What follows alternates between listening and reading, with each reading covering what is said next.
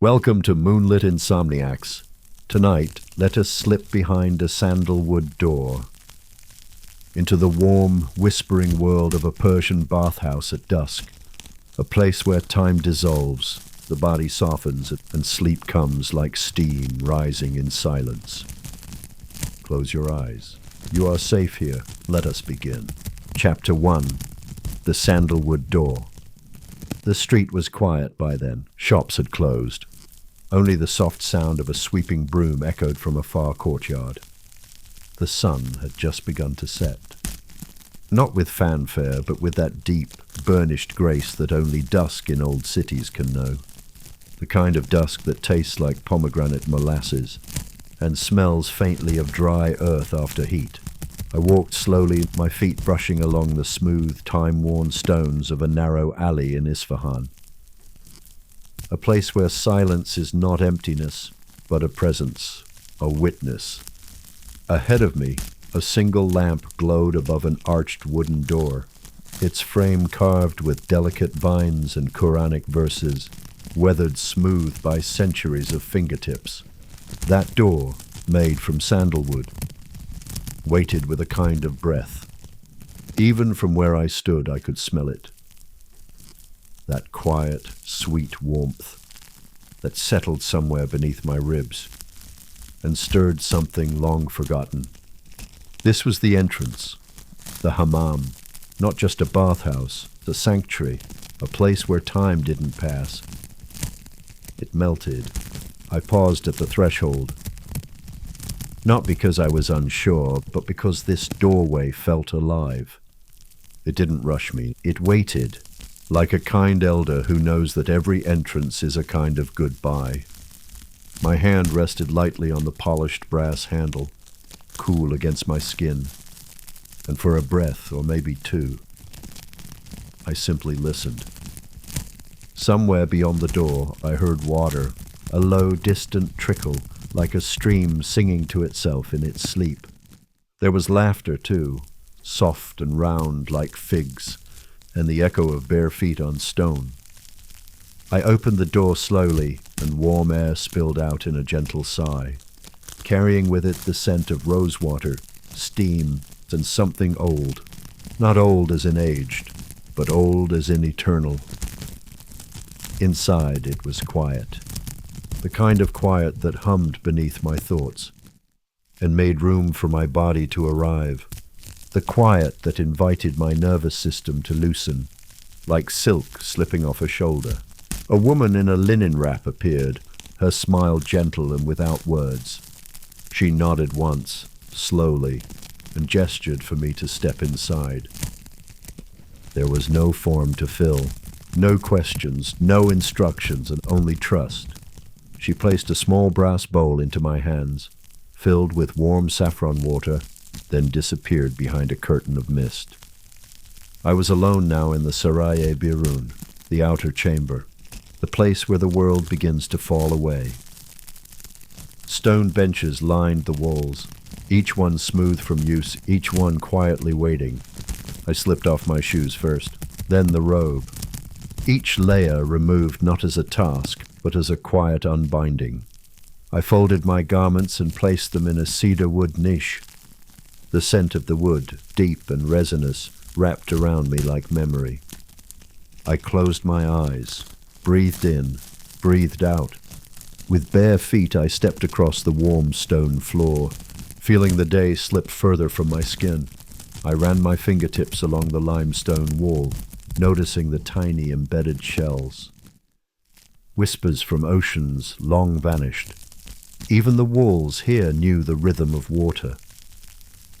I sat on one of the benches for a while, letting my body settle, letting my breath catch up to me.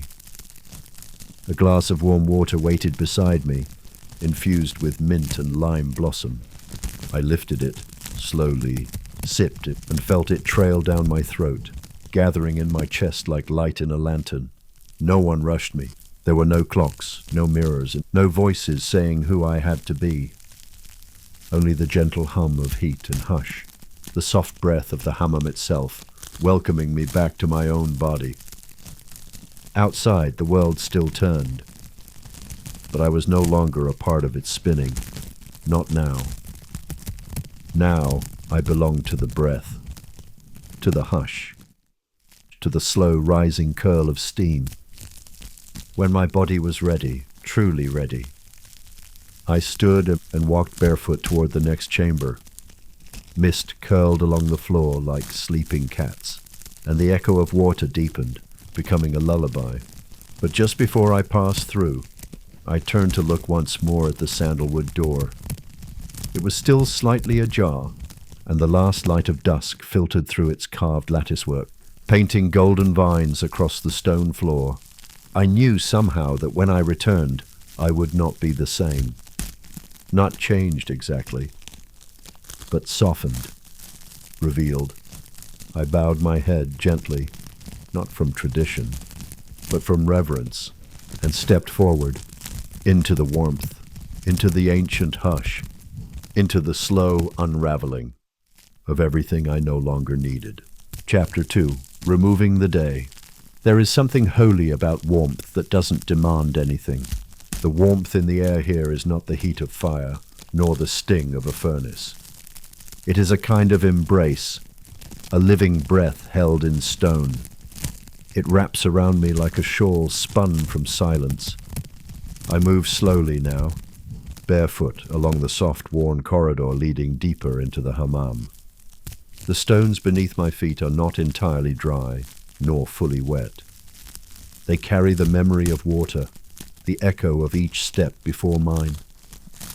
This place feels not built, but remembered into being. Mist clings to the arches above, curling like ancient script, the kind whispered from grandmother to child. It moves in waves, settling briefly before drifting upward again. The very air here feels like a lullaby. I pause at the threshold of the tepidarium, the warm chamber where one doesn't plunge but slowly, sweetly arrives. The light changes as I step through. The domed ceiling above is pierced with small glass stars, colored blue and amber and green. Sunlight, what little is left of it, filters through them, casting soft halos on the floor like blessings. There is no sound here except for water, dripping gently from copper pipes into marble basins, a faint slosh from a pail being drawn, the slow exhale of the stone. I move toward a low platform near the wall, lined with more cedarwood niches. There is a small woven basket with a towel, a silk exfoliation mitt, and a tiny dish of pomegranate paste, dark and sticky and fragrant. This is the ritual, not for cleanliness, but for presence. I sit on the warm stone bench. The surface has been smoothed by generations of skin and stillness. I close my eyes and listen again. My own breath feels louder here, more honest. I notice the shallow tension still holding in my belly, the slight clench in my jaw. I do not rush to fix it. I simply sit with it and let the space hold me. A gentle voice speaks beside me. A woman with silver hair and henna-stained palms hands me a bowl of warm water, steeped with crushed basil and rose petals. She doesn't ask my name, and she doesn't need it. She sees me in a different way, a kind of recognition that doesn't require words. With her guidance, I begin the slow rhythm of bathing. A brass pitcher is tilted, and warm water pours down over my shoulders, trailing down my spine like fingers made of sun. I gasp, but not from cold, from the sensation of being met. The silk mitt is offered to me, and I begin to scrub. Gently at first, circles on my arms, my legs, my belly and chest. Each movement loosens not just skin, but stories, the ones I no longer want to carry. The words spoken to me long ago that stuck to my bones. The way I've held my shoulders too tightly, as if I could keep the world from slipping. All of it softens. All of it lifts. As I scrub, I begin to hum, a tune I don't remember learning. something ancient and curved, like a lullaby made of river water. And as I hum, I feel the vibration return to me, in my chest, in my back, and in my hands. The woman nods. She places a cloth soaked in rose water on the back of my neck. I close my eyes. Let go now, the steam seems to whisper. You've carried enough. Minutes or hours. I don't know how much time passes. Time here has forgotten itself, and so have I. Eventually, I am guided toward a small, tiled basin. The water there is deeper. Still warm, but edged with coolness. Just enough to wake the parts of me that had fallen asleep. I lower myself slowly into the water. It welcomes me. The basin is lined with turquoise mosaic tiles, some chipped, some faded, all beautiful. A brass lion's head pours a thin ribbon of water into the pool, its mouth forever frozen in mid-roar.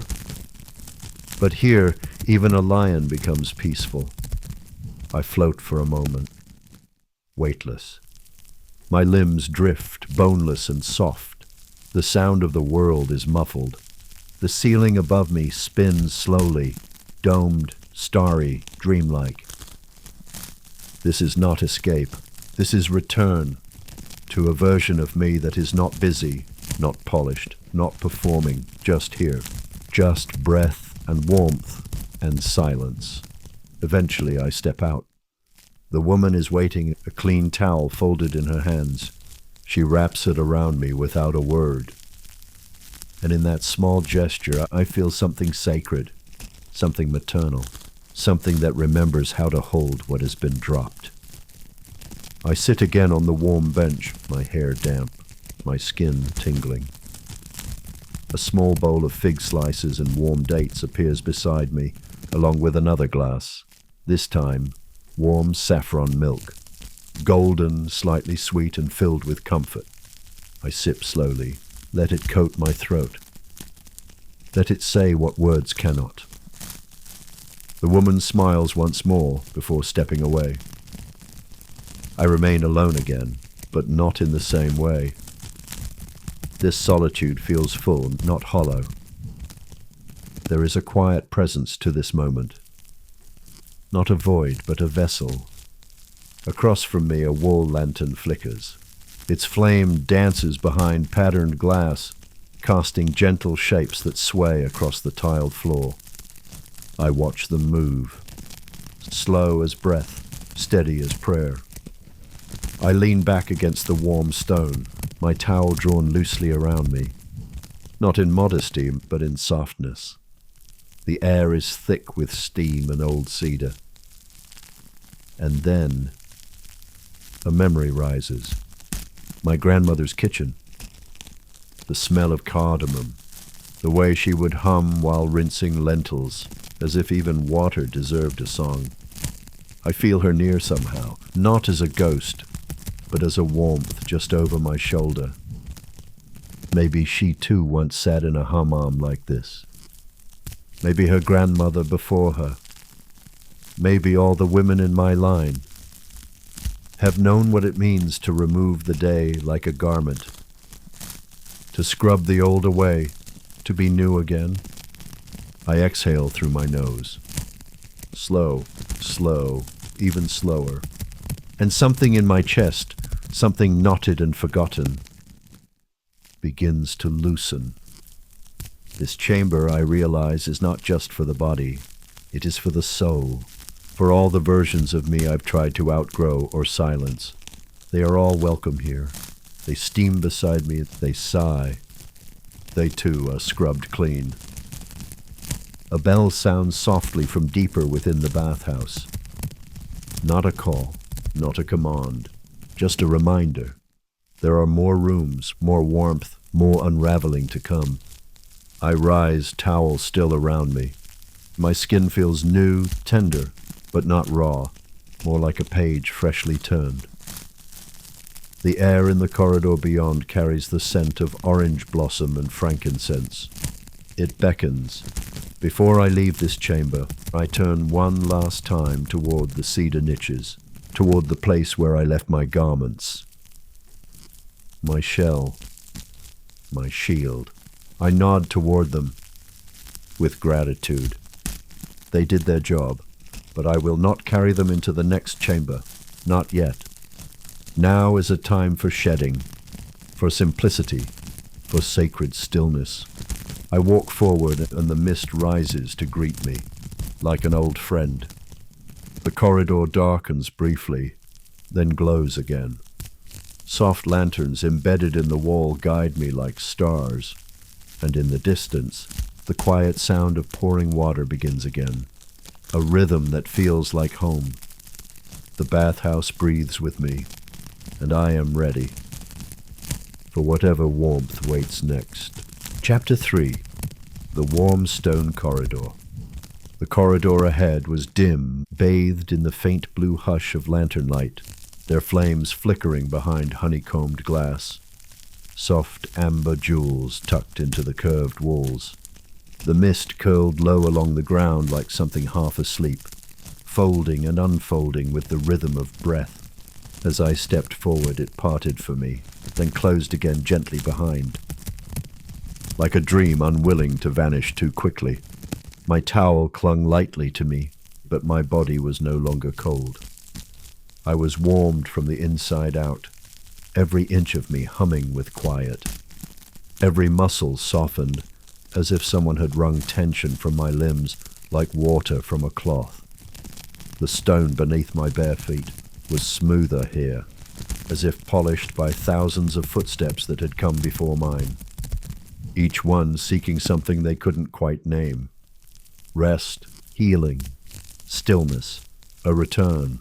I moved slowly. Not because I was tired, but because anything faster would have felt like noise. This corridor did not rush. It remembered the art of lingering. Above me, the ceiling arched into perfect curves, lined with faded turquoise and dusty gold. Here and there, small windows pierced the stone, letting in the last light of dusk, now purple-tinged and retreating. It painted a halo around everything it touched.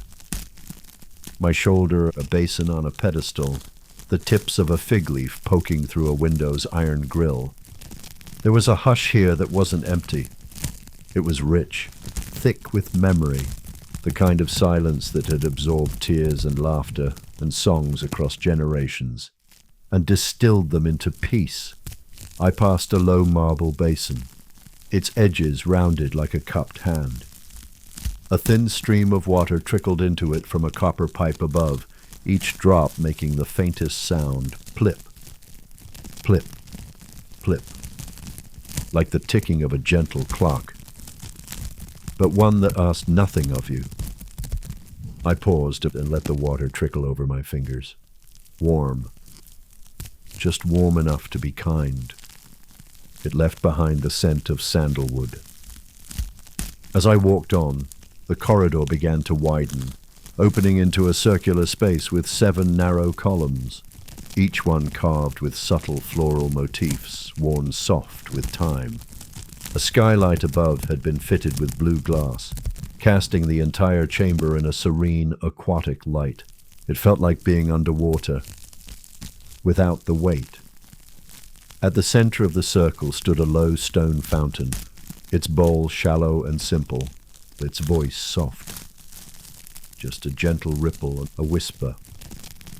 Not meant to impress, but to soothe. I sat on the stone ledge near the fountain. Its base was warm from the day's heat, and the faint vibration of the flowing water hummed up through my spine. I let my feet rest on the floor, let my shoulders drop further and close my eyes. For a long time, I sat like that, still, breathing, not thinking, not needing. Somewhere deep in the building, someone laughed. Quiet chuckle, round and low. It didn't disturb me. It wove into the soundscape like another thread of music. I opened my eyes again and looked toward the next archway. The scent had changed.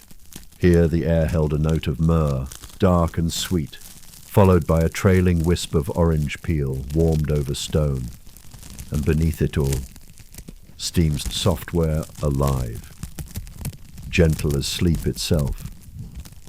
I stood and moved again, bare feet padding quietly over mosaic stonework.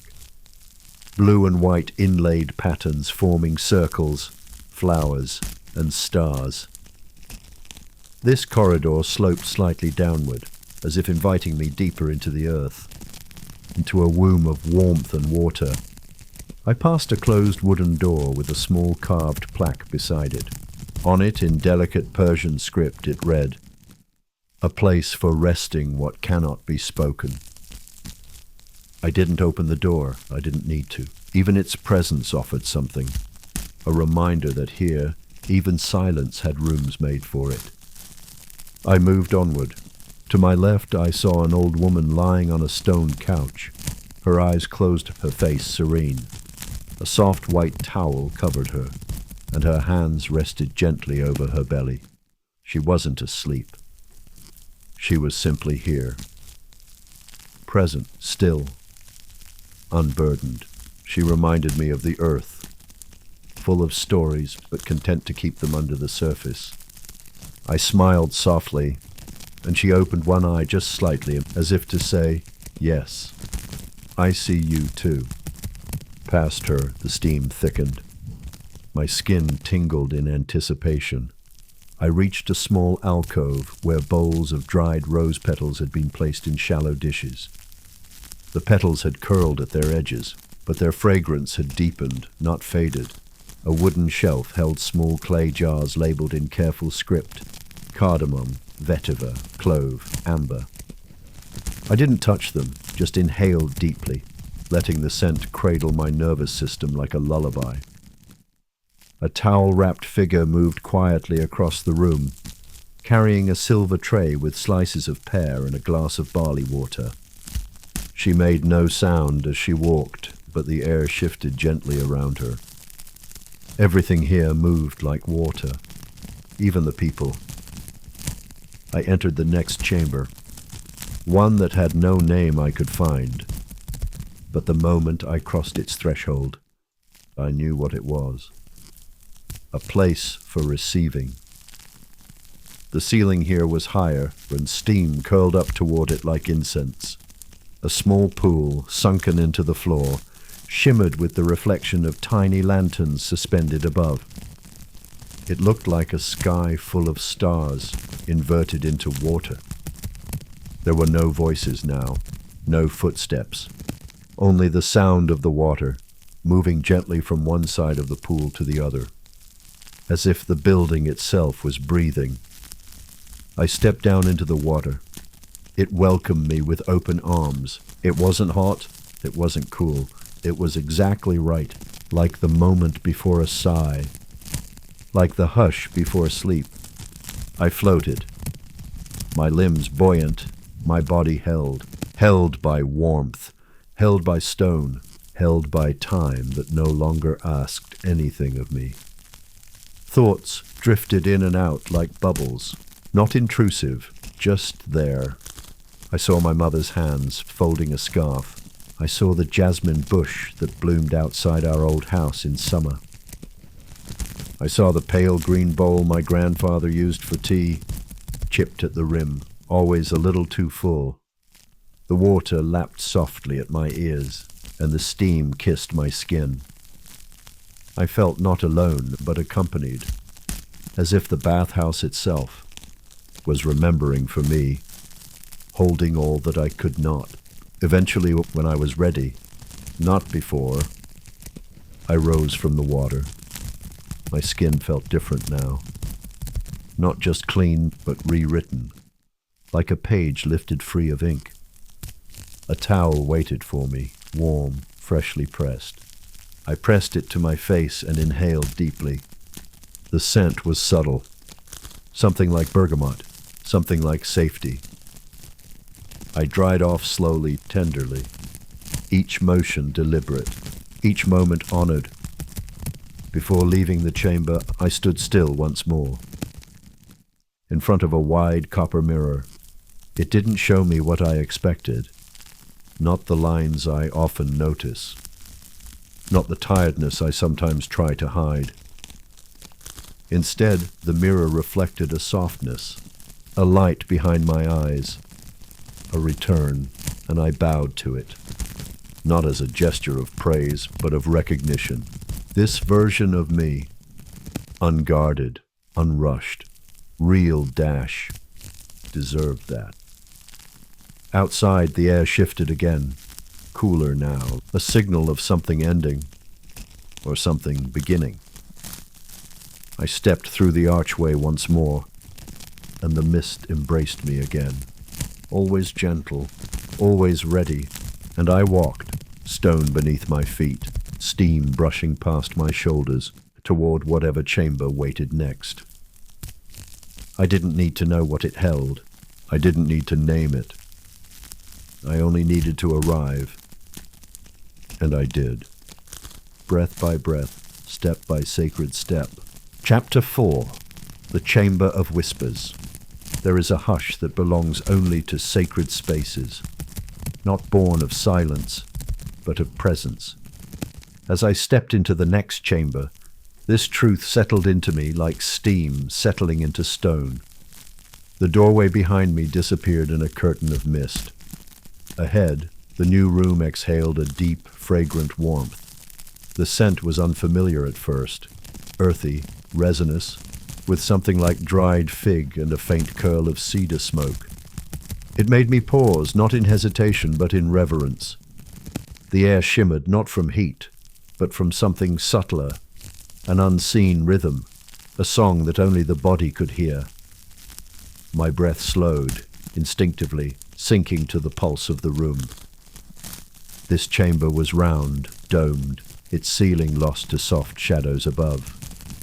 All around me were alcoves carved into the walls, each holding a small oil lamp with flames no bigger than a fingertip. Their flickers moved like breath through silk. The floor was warm beneath my feet. Mosaic tiles in delicate hues, dusty rose, moonlight silver, sun-baked clay, spiraled out from the center like a mandala. A low bench curved along the walls, cushioned with linen wraps and embroidered pillows. But what drew me in, what called to me like a whisper I'd heard in a dream, was the sound. It wasn't music in the way we think of it. There were no instruments, no melody. And yet the chamber sang. It sang in water drops that fell, with perfect irregularity, into a bronze basin in the corner. It sang in the faint hum of wind through a lattice vent above. It sang in the slight creak of a beam overhead, as if the building itself stretched gently in sleep. And underneath it all was the quietest chant. A woman's voice far off, maybe 2 chambers away, reciting something I couldn't decipher. Not prayer, not poetry. Something older than both. I lowered myself onto the bench. A linen cloth, already warmed, had been left for me. I draped it over my legs, feeling its weight settle me deeper into the stone. My hands found one another in my lap. No effort, just rest. For a long moment, or perhaps many moments, I simply listened. The breath of the chamber surrounded me. It didn't ask for anything. It didn't require effort or achievement or identity. It only received me. And in that receiving, something within me softened. A memory drifted in. Not one I had expected. A garden from childhood.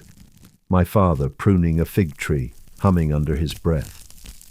The heat of the sun through mulberry leaves. The sound of a clay jug tipping water into dry soil. I had not thought of that day in decades. But here now it came as clearly as if I'd just stepped away from it.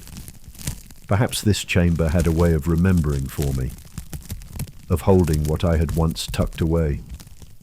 Across from me a young girl entered silently, her towel clutched to her chest, hair dripping down her back in a river of black silk. She glanced at me and offered the briefest smile, not intruding, not retreating, just acknowledging. She sat a few spaces away, tucked her legs under her, and closed her eyes. Together we breathed. Not as strangers, as witnesses. She too had come to soften, to unburden, to return. A gentle rustle from the corner. Another woman, older, wrapped in a green robe, her hands hennaed with intricate vines, approached with a tray. On it, small cups of warm milk flavored with saffron and cardamom, a bowl of stewed apricots, a tiny dish of sugared rose petals. She placed the tray on a low table between us and nodded once. Her presence was steady, rooted, like a cypress tree that had always been there. I reached for the cup of milk. It was warm and fragrant, a soft sweetness that curled around my throat and chest like a lullaby. We didn't speak. We didn't need to. The chamber spoke for us. A tile shifted under the heat. A breath of air stirred the oil lamps. The girl beside me hummed under her breath, a soft, rising note that felt like dawn. Somewhere deep within me, a wall gave way. Not loudly, not with drama, just gently, like a lock turning open after years of rust. A single tear fell. I didn't wipe it away. It cooled against my cheek, then disappeared. The older woman returned. This time she carried a shallow brass bowl. Within it, a handful of stones, each one smooth, dark, warmed by something more than fire. She held one out to me. I cupped it in both hands. It hummed. Not a sound, a frequency. Something in me responded. My heart slowed. My spine lengthened. My skin exhaled. She moved behind me and placed her hands gently on my shoulders. Her palms were warm, intentional. She didn't press. She didn't pull. She only offered presence. And in that space, my body began to remember its own gentleness. We sat like that for what might have been 10 minutes, or 1,000 years. I forgot what time meant, what it measured. When she finally stepped away, I didn't feel abandoned. I felt wrapped. Not by arms, by being. She returned to her alcove.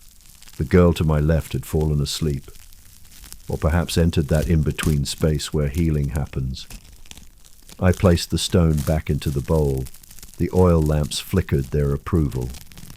Before I stood to leave, I turned to the center of the mosaic floor. A single tile there, unlike the rest, bore a symbol, a spiral, endless, centering. I touched it, cool beneath my fingers, and then I rose. The chamber offered no farewell, only breath, only quiet. I walked toward the next archway, my skin luminous, my heart unrushed. There would be more warmth ahead, more mist, more memory. But this chamber, this whispering circle of breath and story, had changed something in me. Not by force, but by invitation. And I had said yes, softly, fully, with every step. Chapter 5. Hammam. The next passageway welcomed me like a sigh, soft and steady, lined with small stones smoothed by time.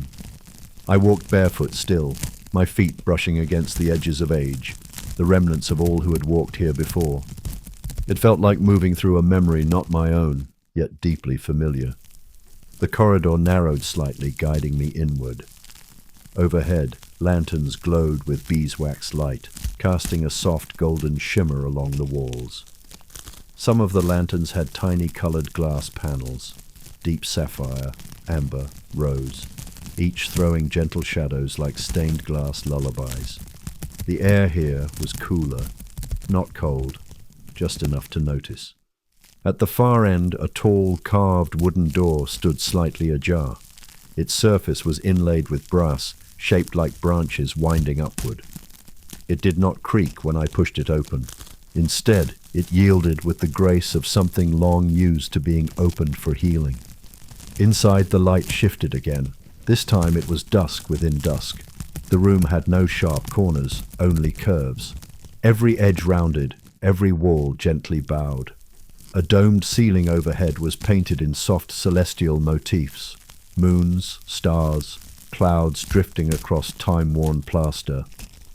This was the resting chamber.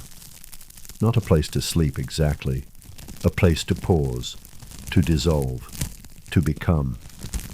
The floor was layered with rugs and thick woven mats, some faded with age, others vibrant in deep crimson and ochre. Cushions lay scattered like fallen leaves.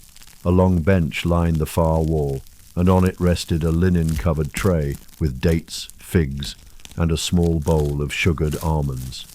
But it was the sound I noticed first. A faint stringed instrument, perhaps a sitar, being played from a room just beyond. The melody didn't intrude, it unfurled, as if someone was weaving silk threads through the air. A woman sat cross-legged near one of the walls, her eyes closed, her head gently tilted as if she were listening to a story only she could hear. She didn't open her eyes as I entered, but a soft smile brushed her lips, as though she sensed another presence entering the hush. I moved to a corner, away but within, and curled onto a soft rug. A small pillow shaped like a crescent moon cradled my neck. As I lay back, the ceiling filled my gaze. The stars overhead seemed to pulse, not with light, but with breath. My breath matched them. Inhale, software. Exhale, softer still. I didn't fall asleep, but I wasn't awake. Somewhere in that liminal space, my thoughts grew porous. Ideas came and went like clouds over water. Faces of people I loved flickered, not in longing, in presence. My grandmother again. My mother younger than I remembered. My own face as a child, laughing, cheeks wet from splashing in a basin of water. The ceiling spun slowly. Time lost meaning. A scent, frankincense, honey, maybe even old parchment, drifted across my senses. I felt ancient, I felt new. When I sat up again, the room had shifted. Not in structure, in weight. It was as if the walls themselves had softened. Or maybe it was me. The woman who had been sitting with her eyes closed was now standing by a tall clay urn, ladling warm water into a shallow basin. She dipped a bundle of dried herbs, lavender, thyme, rose, and began to gently sway it through the air. The scent that followed was wild and soft and grounding. She nodded to me, no words, just presence. I rose, approached. She offered the bundle to me. It was still damp, fragrant. She motioned for me to hold it close to my chest. As I did, a warmth spread through me, not just from the herbs, but from the motion, the acknowledgement. This too was part of the ritual, the remembering. Not everything must be washed away. Some things are meant to be held close. Grief, joy, wonder, the scent of your mother's shawl, the weight of your own first breath. I closed my eyes and stood still. The world paused with me. When I opened them again, the woman had returned the herb bundle to the urn. The music had stopped. The silence was complete. And yet, the room hummed. A low resonance, like the echo of kindness after it has left the room. I bowed gently, not to her, not even to the room, to myself, to the self that had dared to rest, to the self that had listened. Then I walked slowly back toward the door. Each step felt like a stanza in a poem I was only just beginning to understand. The mist greeted me again, always ready, always gentle, and I moved forward toward the next chamber, toward the warmth waiting still. Chapter 6. The Chamber of Fire and Silence.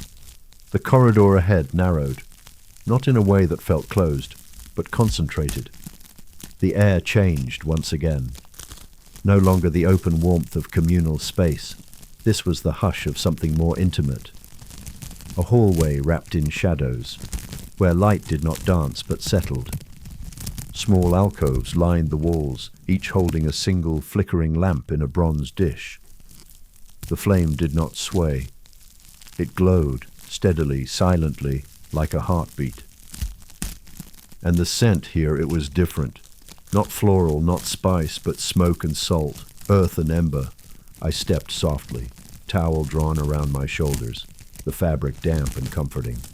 My feet, bare and warm, touched stone that felt older than language, as if the memory of the earth had risen here to hold me. This was not a place for conversation. It was a chamber for initiation. I reached an arched doorway framed with black basalt. Above it, a carved inscription in Persian. Here, the fire sees you.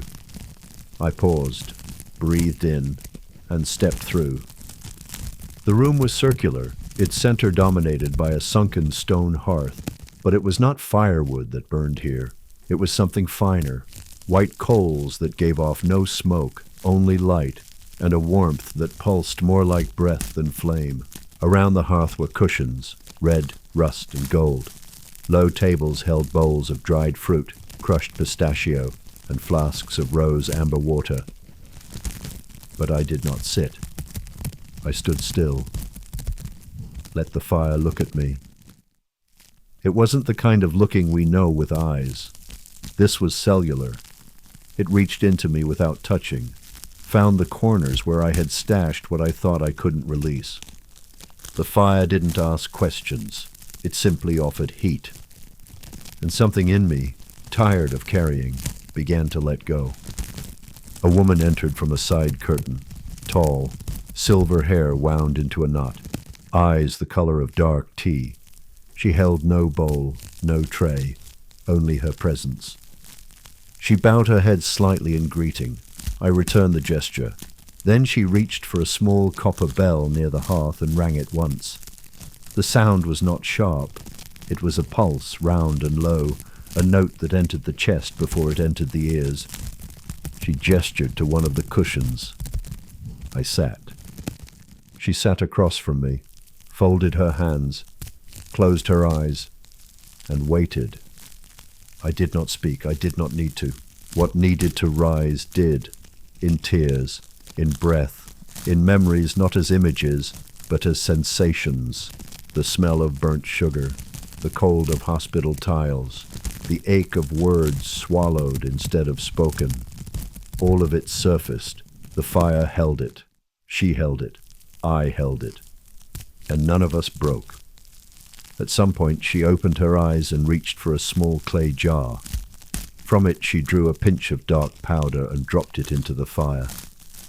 A puff of scent bloomed, frankincense, myrrh, and something older. It rose, swirled, settled on my skin like blessing. She didn't speak. But in the way she looked at me, I understood. What burns is not lost. It is transformed. The ache I had carried in my chest for years, tight and sharp as a stone, softened. Not vanished, not erased, but softened. It had space now, room to breathe, room to change. I closed my eyes, let the fire warm my knees, let her presence steady mine. We sat in silence. Not because we didn't know what to say, but because we didn't need to say it. There was no healing technique here, no ritual with steps to follow, only attention, only breath, only sacred heat. Eventually she stood, bowed once more, and slipped through the curtain. I remained, letting the glow settle deeper into my bones, until I felt ready, not rushed, not pushed. Ready. I stood, stepped toward a small brass basin near the wall, poured cool rose water over my wrists, pressed wet palms to my cheeks, felt the fire and the water meet on my skin.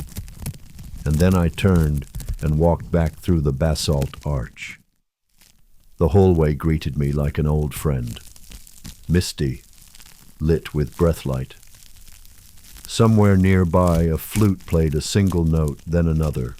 Not a song, just sounds. just steps.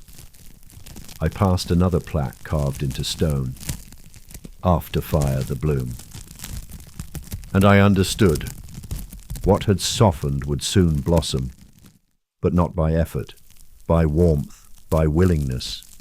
I smiled and kept walking into the next unfolding. Chapter 7. The Pool of Returning. The passage curved gently, ushering me forward like a river following the shape of the land. With each step, the air grew warmer, denser, laced with moisture. The mist here was thicker, but softer too, not obscuring, but embracing. It curled along the stone floor like low clouds, brushing my calves, rising and falling with my breath. There were no lanterns now. The light came from the walls themselves, as if the stone glowed with memory. A golden hue, as though the heat had warmed it from within. I let my fingertips trail along the wall as I walked, and I could feel it, not hot, but deeply alive.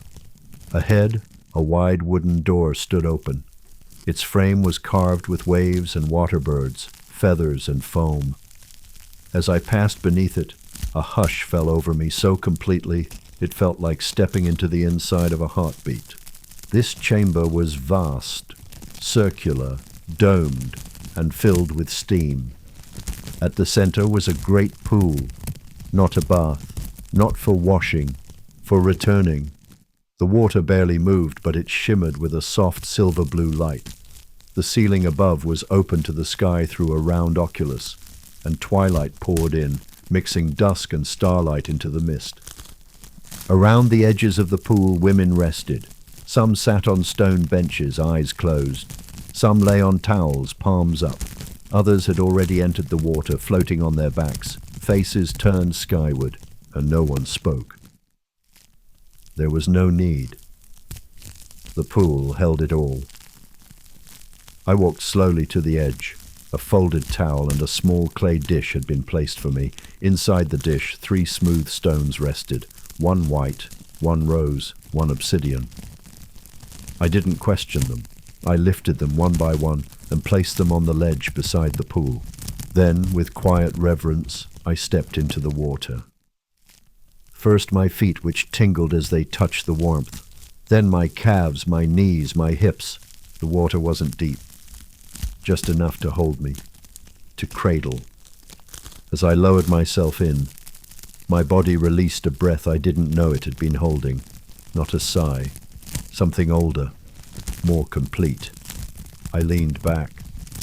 Let the water take me. Let my arms float. Let my eyes close. The warmth reached into places that had been clenched for decades. Jaw, stomach, the space behind my eyes. Nothing asked, nothing pushed, only held. In this pool, time blurred. Thoughts became soundless shapes that passed and melted. Images drifted across my mind's eye. A field of wheat, golden and swaying. My first love's laughter. The curve of my mother's handwriting.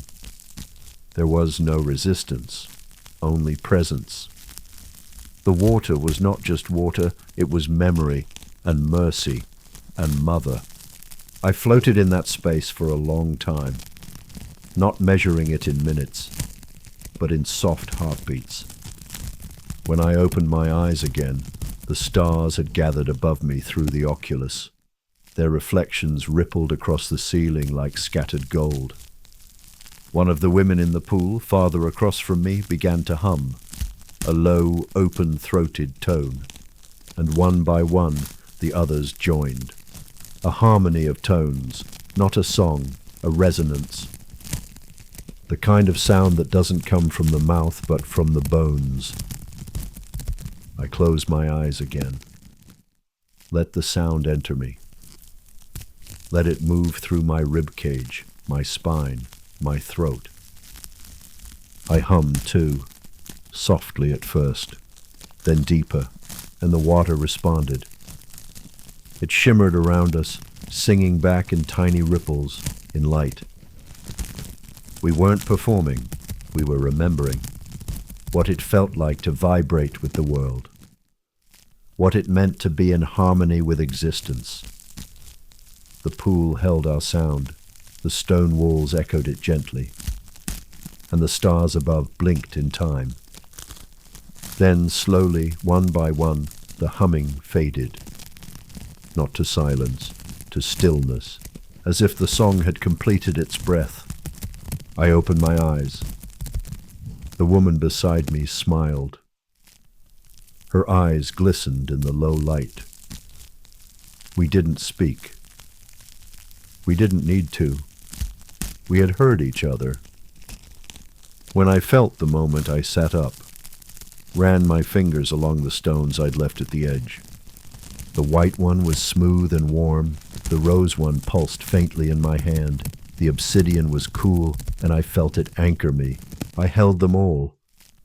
And I knew somehow, without knowing how I knew, that I was to return them.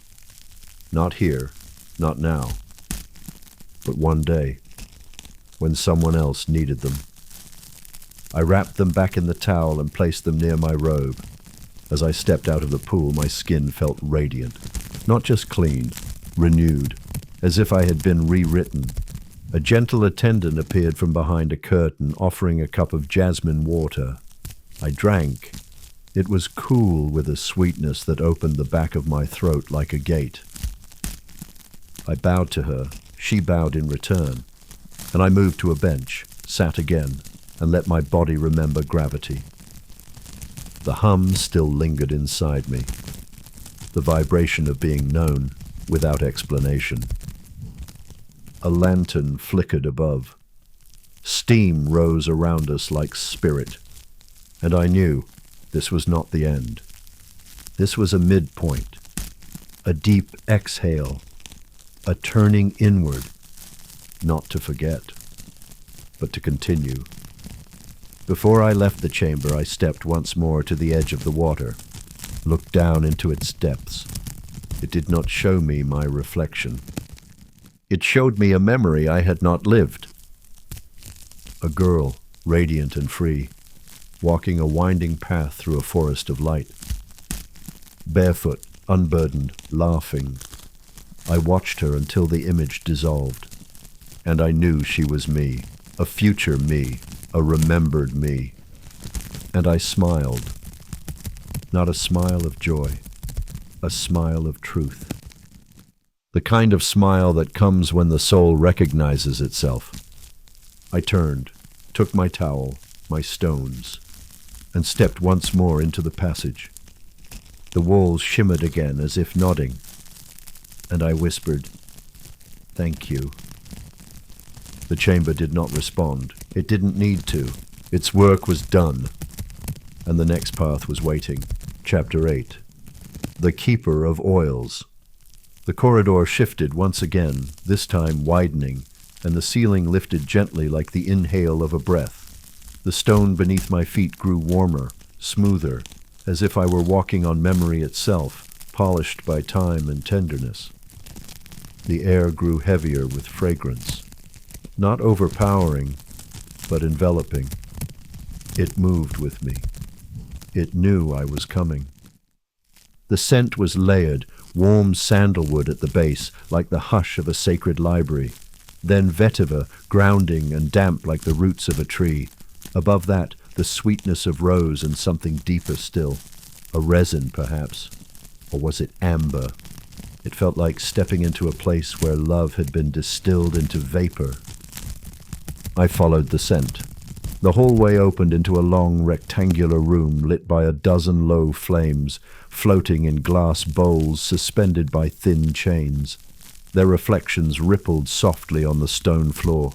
The walls were lined with wooden shelves, each one filled with bottles of every shape and size: glass, clay, carved wood. Some stopped with wax, others sealed with cloth and tied in twine. The colors ranged from pale gold to deep emerald, rose pink to inky black. At the center of the room was a table made of cedar. It bore a single wide brass bowl, and behind it stood the woman. She was neither young nor old. Her skin bore the soft sheen of oil, and her hair was coiled in thick braids, wrapped in indigo cloth. Her robes shimmered faintly with movement, like sunlight through silk, But it was her eyes that held me. They were vast, not in size, in presence.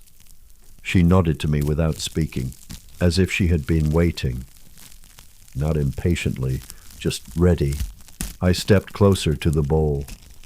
Inside was water, warm and scented, not with flowers, but with remembrance. She motioned for me to sit on the cushioned stool beside the table. And when I did, she began. She dipped her hands into the bowl, let the water fall between her fingers. Then she reached for a bottle. Its glass was cobalt blue. She opened it slowly. The scent was citrus and earth. She placed a single drop in her palm, then pressed her hands together. The warmth spread into the air like a blessing. Without asking, she moved behind me and with the gentlest touch placed her hands on my head, not to hold, to sense, to feel. And then she began to anoint, not just my hair, but my scalp, my temples, behind my ears, the base of my neck. Each touch was deliberate but unhurried. She worked with silence. She worked with knowing. There was no rush to complete, only the ritual of arrival.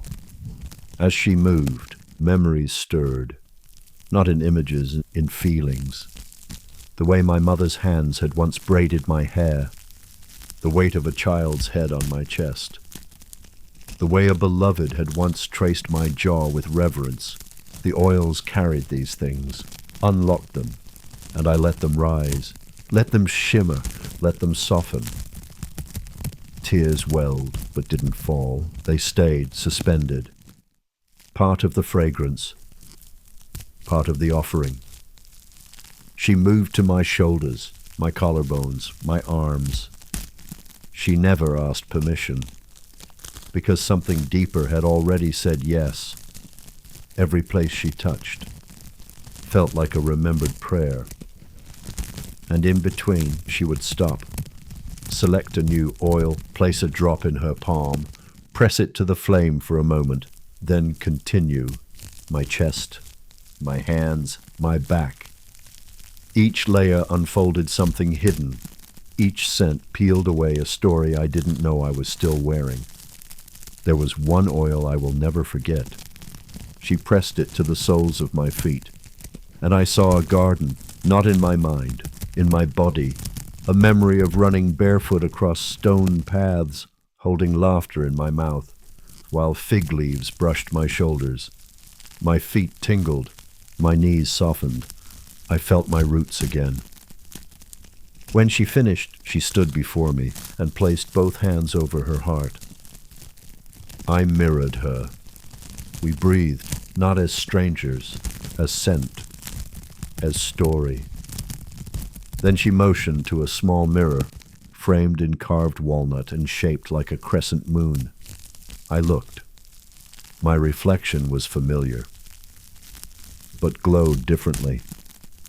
Not from oil, from reunion. I didn't look younger. I looked remembered. The woman stepped aside, and I stood. My towel now infused with fragrance, my skin gleaming with intention. At the doorway, a tray waited. On it, a glass of warm almond milk with saffron, a small square of rosewater halva, and a linen cloth sprinkled with dried orange peel. I took each one slowly. The milk soothed my throat. The halva melted with sweetness and grain. The cloth I pressed to my face, breathing in the sun-dried peel. Every sense touched, every memory honored. Before I left, I turned once more to the woman. She nodded and spoke. Her voice was the first sound I'd heard in this room. Low, steady, rooted in the earth. You carry the field of all who have loved you. Let it be what holds you now. I bowed, not just in gratitude, but in alignment with myself, with the path, with the unseen. And then I walked forward, each footstep leaving behind the scent of my becoming. The passageway waited. Mist met me again, and I stepped through, carried, by fragrance, by memory, by the oil of remembrance, into whatever waited next. Chapter 9. The Chamber of Threads. The scent of oils still clung to my skin as I stepped forward, the corridor folding around me like a cocoon. The mist here had thinned, but the quiet had deepened. The path was narrow but not confining, just close enough to feel held. Lanterns had given way to soft bowls of candlelight nestled into the wall, their flames protected by curved alcoves that cradled the glow like hands around a secret. The air was dry now, warm, but with a stillness that reminded me of woven cloth laid under the sun. The scent had changed, too. Less sweet, more grounding, something like linen, something like dust and jasmine, and something else I couldn't name, a presence. I followed the curve of the hallway, and there it was, a tall wooden door, simple in design, yet unmistakably intentional. A narrow ribbon of maroon cloth was tied to its handle. It swayed, ever so slightly, though there was no breeze. I touched the ribbon and opened the door. Inside, the chamber was round and quiet. No mist, no fragrance, just the cool breath of stone and time and threads, hundreds of them. They hung from the ceiling in gentle arcs, some thick, others fine as spider silk. They crisscrossed the space like an unspoken language. Each was anchored at 2 points, the ceiling and somewhere on the floor, woven through small brass rings, tiny stones, carved wooden hooks. They didn't impede movement. There was space to walk, space to breathe, but they were everywhere. Some threads were taut, some were slack. Some glimmered faintly in the candlelight, others absorbed it. In the center of the room stood a single stool carved from olive wood, and beside it, a woman with a spindle in her hands. She was seated cross-legged on a woven mat, surrounded by baskets filled with coils of thread, balls of yarn, strands of silk. Her hands were strong, her eyes were soft, her robe was plain, but her presence was threaded with something that shimmered. She looked up as I entered and gave a small nod. Not of greeting, of welcome. She motioned to the stool. I sat. She held up the spindle. Ready? I didn't need to ask for what. I nodded, and she began. With each motion of her hands, she drew a thread from somewhere unseen. It didn't come from a basket or a skein, and it came from the air, from the space between us, from me. She spun it slowly, deliberately, into the spindle. And as she did, memories rose, but not the kind with images, not stories, sensations, the weight of a look I once received and never understood, the ache of leaving a home I didn't want to outgrow, the breath I held when I heard, "It's not enough." Each thread she drew matched a moment in my body. Not to trap it, not to erase it, to see it, to weave it. She spun and spun, sometimes pausing, tying a knot, adding a bead, changing the color. I didn't speak, but my heart did. With every pulse, I offered up what was ready. She didn't judge. She didn't hurry. She just wove. At one point, I felt something shift, like a thread tightening behind my ribs. And she looked at me then, really looked. She held the spindle still. This knot. She held it out, showed me the tangle she had pulled. "This is not yours." My breath caught. She placed it in my hands. "Feel it." It pulsed, with shame, with confusion, with the echo of someone else's grief. I recognized it. Not as mine, but as inherited. She waited, and I released it. She dropped it into a small brass bowl nearby, where it disappeared like vapor. Then she smiled and continued. When the weaving was complete, she brought the spindle to me, a long, glimmering thread, colored with memory, knotted with lessons, beaded with love, stretched between her hands. "This is your thread of return." She offered it to me, not to take, to wear. She wound it gently around my left wrist, letting it wrap 3 times, then tied it with a soft knot. It pulsed there, not as a tether, as a promise. She placed her palm over mine. "When the world asks you to forget, this will remind you." I breathed, felt the pulse in my wrist, felt the alignment in my spine. I stood. She stood too, and for a moment we were 2 threads of the same cloth, bound by presence, not by story. She turned toward a wall where a tapestry hung. I hadn't seen it before. It was vast, woven with threads of every color, in its center a circle, within the circle a spiral, and woven through it all, hundreds of knots, hundreds of turns, hundreds of tiny glints of light. I looked closer. Each thread had been offered by someone who had entered this room. Some of the threads were frayed, some broken and mended, some brilliant, some dark, all beautiful, all seen. She nodded toward it. "You'll know when to offer yours."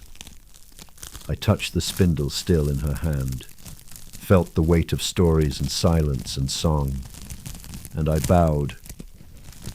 She returned it, not as ritual, as rhythm. Then I turned and stepped into the hallway again. The mist had returned, but I was different. I carried a thread, not to bind me, to remind me of who I am, of who I've always been, and of the weave I am still becoming. Chapter 10. The Final Chamber. The corridor beyond the Chamber of Threads was almost imperceptible. It did not present itself with grandeur. There was no carved archway and no inscription above the lintel, no scent to announce its purpose, just an opening in the stone, a stillness. I paused, hand on the smooth wall, sensing something shift inside me, a tenderness, a readiness. The mist had returned here, light as breath. The floor was warm again, but not hot, and ahead the light seemed softer than ever before, not from flame, but from something quieter. The sound of my footsteps barely rose above silence. And then the corridor opened. The final chamber. I knew it the moment I entered. It was not marked as final by size or splendor, but by simplicity. A room made entirely of curved walls, whitewashed and plain. No mosaic, no cushions, only light. It filtered from a round opening above, like a gentle cone of dusk, pouring into a shallow pool in the center of the floor. This pool was not meant for washing, nor for floating. It was a mirror, its surface so still, so perfectly held that it did not shimmer. It simply was. Around its edge 3 objects had been placed: a folded cloth, a small clay bowl, and a single taper of wax, unlit. And to the far end of the chamber sat a figure. She did not rise, she did not speak, she simply watched. Her presence was like the air, everywhere and undemanding. I stepped toward the pool, each footfall echoing gently. I stood before it and looked down. And what I saw was not my reflection, it was my truth. My eyes held no shame, my body bore no apology. All that I had carried here, through steam and silence, through scent and song, through touch and thread, was distilled into stillness, and it was beautiful. I knelt. The folded cloth held a small white robe, the kind worn in ancient rituals, the kind passed through generations.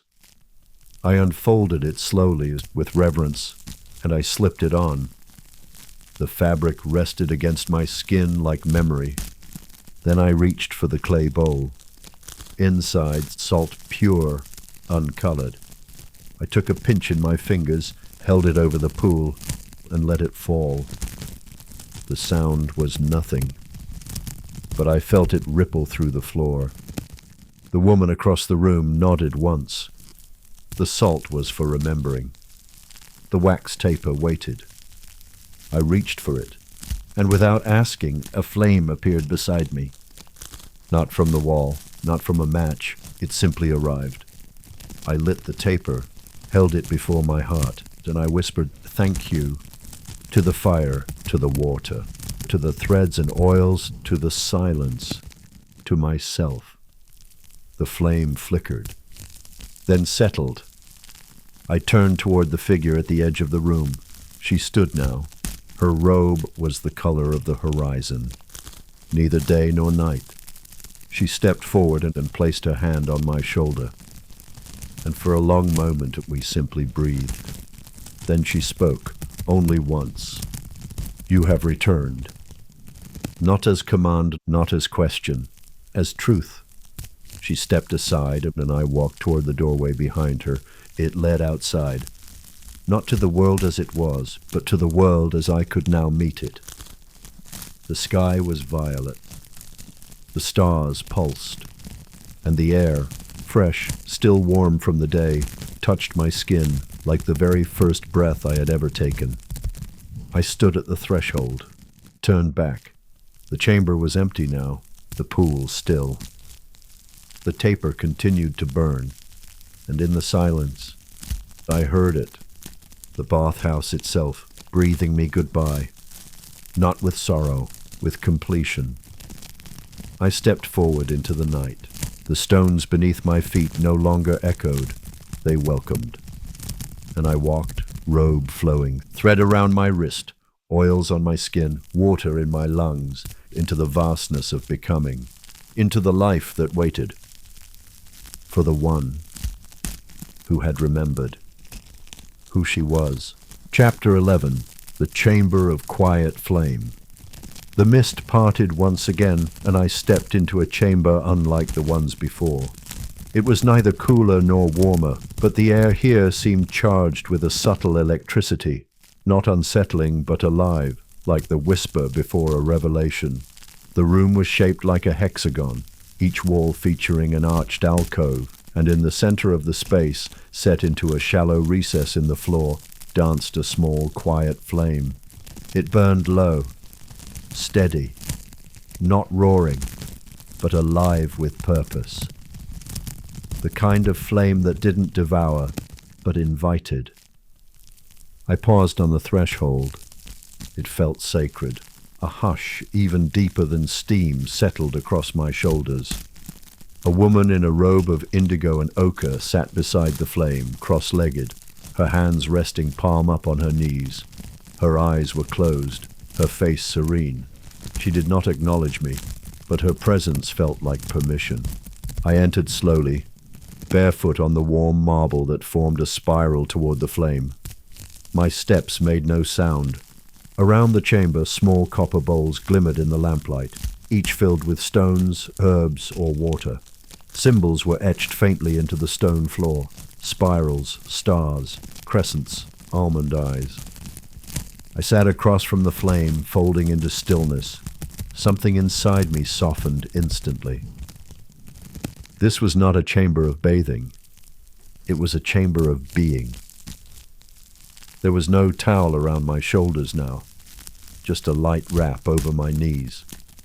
My skin, still glowing from the steam of earlier rooms, felt like it belonged to the air, like it was not a boundary but a bridge. The flame did not flicker much. It pulsed, like breath, like a heartbeat. The woman across from me began to hum, a low, rich tone, almost imperceptible. I didn't recognize the melody. Perhaps there was none. It was more vibration than song. My body responded before my mind could. The tension I hadn't noticed in my hips released. My shoulders slid slightly back. My jaw unhooked from its usual catch. I closed my eyes and listened. The hum wove itself around the flame. Or maybe the flame joined the hum. They moved together, like old friends, like river and shore.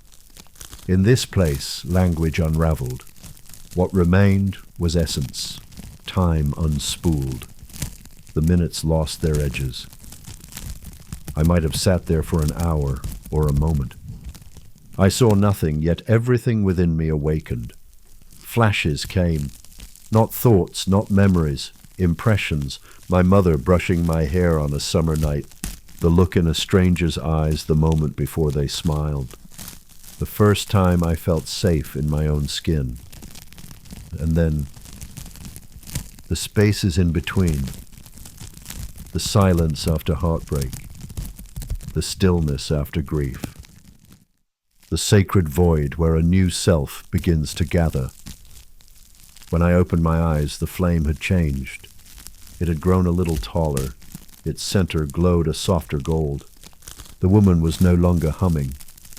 Her eyes were open, and she was looking at me. Not through me, into me. She smiled gently, then placed a hand over her heart. I did the same. No words passed between us. None were needed. Then she reached beside her and lifted a small bundle wrapped in linen. She gestured toward the flame. I nodded. She unwrapped the cloth slowly, revealing dried flowers, strands of saffron, a small feather, and a folded piece of paper, worn at the edges, its corners darkened with age. One by one, she placed the items in a shallow bowl and set it beside the flame. She did not burn them, she honored them. Then, with deliberate care, she passed the bowl to me. It was lighter than I expected. I held it in my lap. She nodded once more and rose, her movements as quiet as a cloud. She stepped backward through an archway hidden in shadow and disappeared without a sound. I sat alone now, with the bowl in my lap and the flame before me. I knew what to do, though no one told me. From the bundle of saffron, I plucked a single thread. It smelled of sunlit fields and distant prayers. I held it over the flame. It curled and vanished in a whisper of scent. And with it, I released something. Not a story, not a wound, a weight I hadn't known I was carrying. Piece by piece, I added offerings to the bowl, a pinch of memory, a strand of worry, a feather of forgiveness, each gesture sacred, each one returned to the fire. The paper was last. I didn't unfold it. Instead, I held it to my chest, and then placed it whole beside the flame, not to burn, to bless. The chamber grew brighter, or maybe it was me. I stood, my legs felt steady, my heart wider. The bowl remained where I had placed it, resting in the spiral of the floor. As I turned toward the exit, I saw that the flame no longer danced. It bowed, a final flicker of gold. A thank you. The doorway glowed faintly with the next room's light. I walked toward it slowly, but before I stepped through, I looked back. The chamber was still, the air thick with reverence. I placed my hand over my heart again and whispered, yes. Then, barefoot and softened, I stepped once more into the mist. Toward the next chamber. Toward the next remembering. Toward the deeper flame that had only just begun to stir within me. Chapter 12. The Ember Chamber. The next chamber I entered was unlike any that had come before. It was darker, intentionally so, not from a lack of light, but from a reverence for shadow. Here the air was heavier, not oppressive, but dense, saturated with warmth, memory, and scent, as though each breath I took brought in something ancient and grounding. The space itself was circular again, but smaller, more intimate. The ceiling above was domed and covered in tiny mosaic shards that shimmered like stars hidden behind smoke. Each glinting piece caught the flicker of a dozen low lanterns placed around the perimeter of the room, their flames enclosed in thick red glass. The result was an amber glow, like being suspended within a glowing ember, software, contained, alive. A single basin stood at the center, its edges carved from deep green onyx. Water sat still inside it, dark and reflective like a scrying bowl.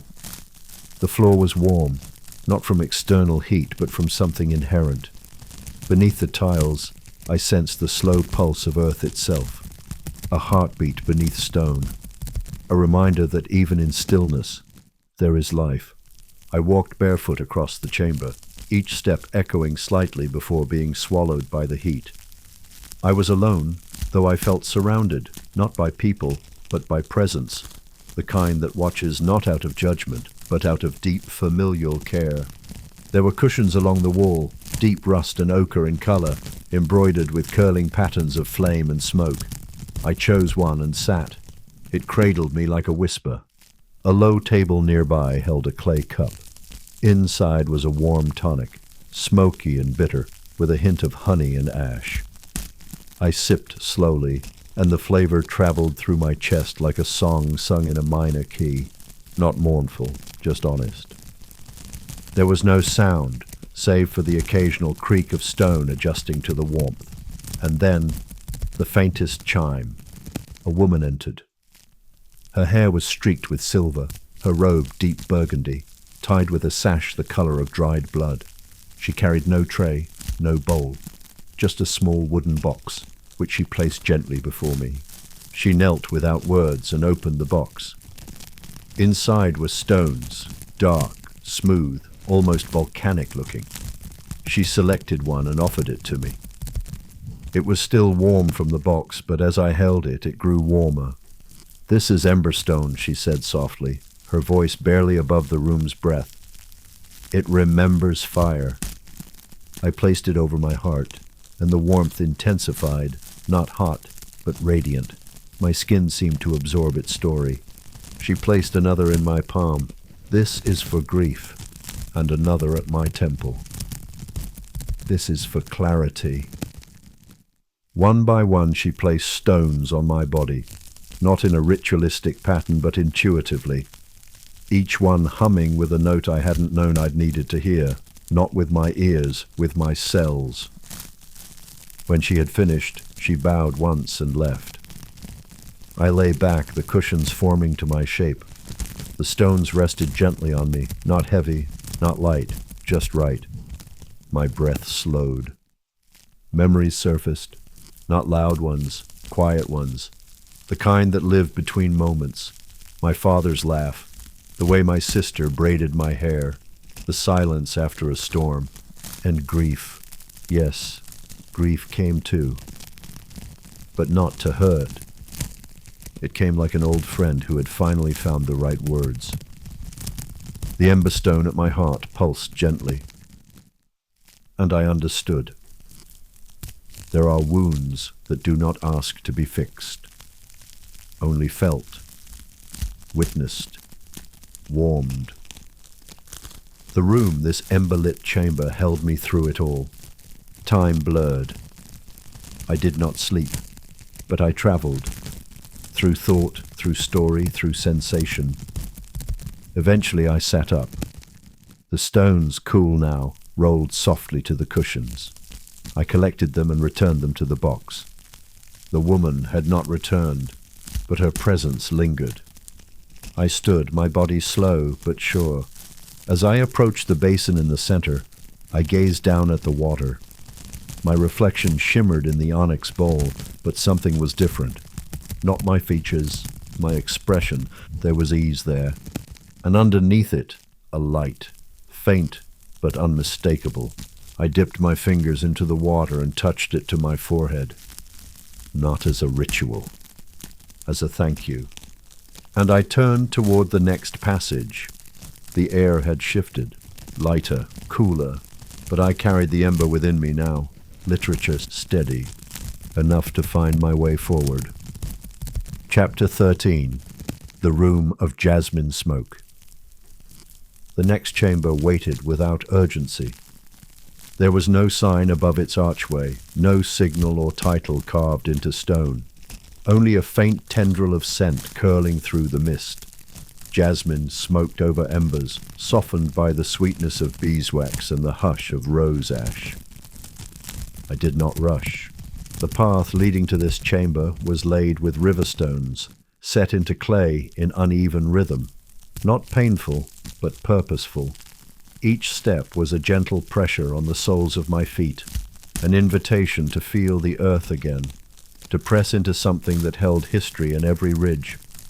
As I neared the arch, the light changed again. Here it was amber, thicker, denser, like honey steeped in late sun. The air was warm but not heavy. It brushed my face like a veil. Inside the chamber, the walls curved inward and upward, like a great bowl turned upside down. They were painted in fading pigments, fig vines, swirling birds, and floating script in Persian calligraphy that trailed like vines across the ceiling.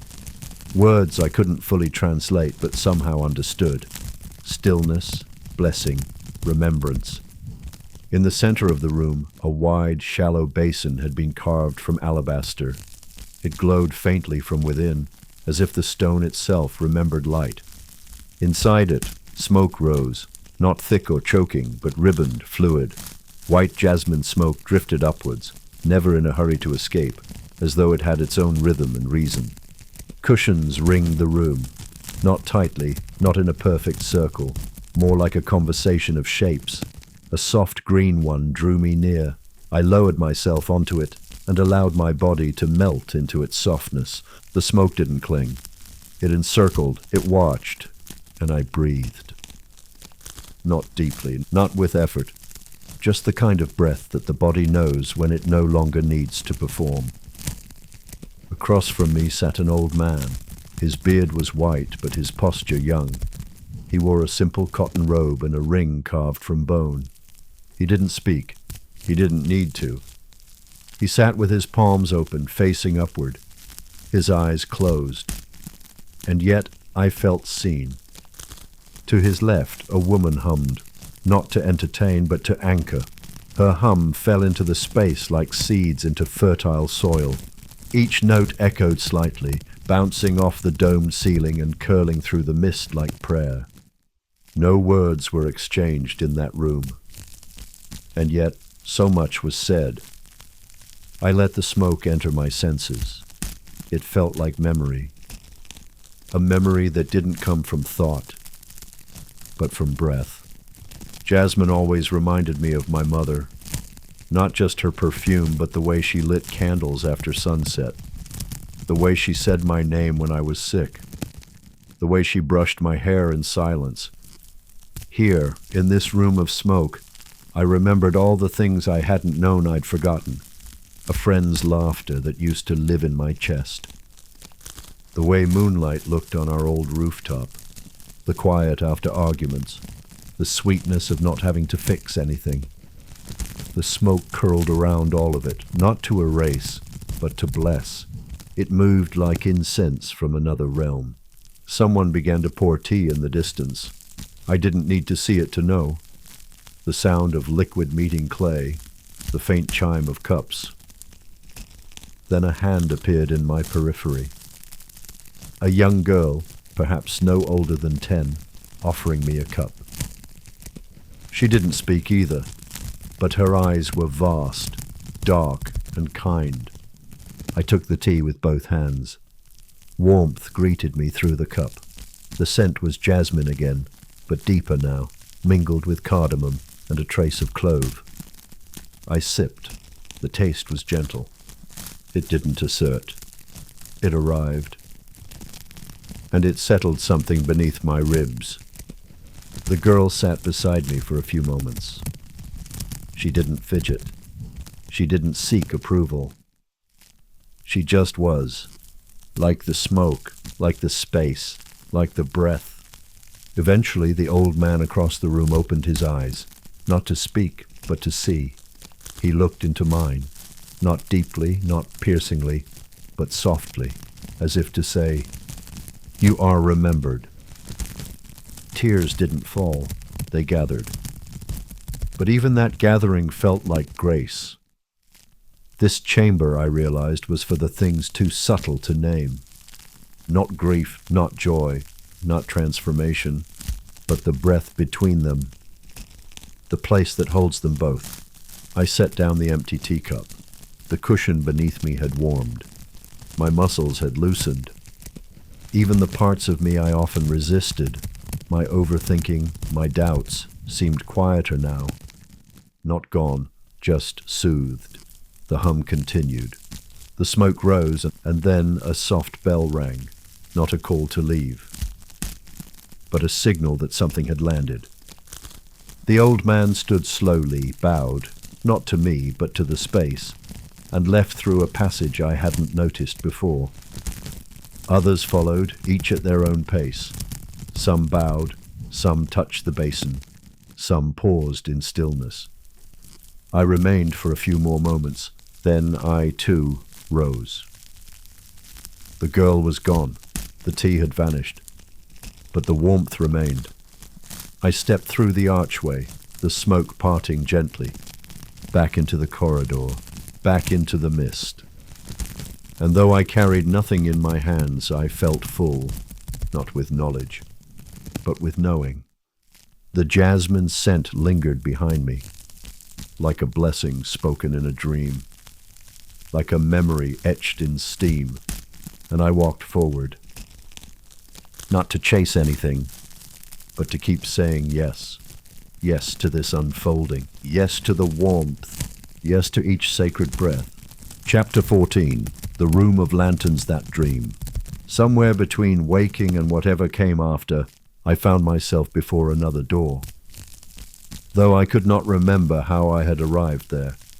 The path behind me was veiled in soft mist, the kind that doesn't ask you to look back.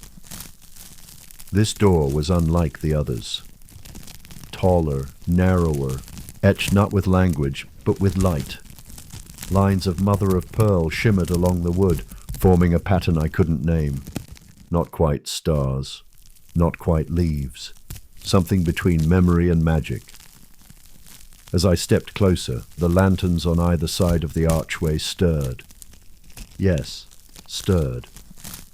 Their flames moved like silk caught in breath, as if they were waking from a long and lovely dream. And just then I realized this chamber wasn't lit by lanterns. It was lit from them.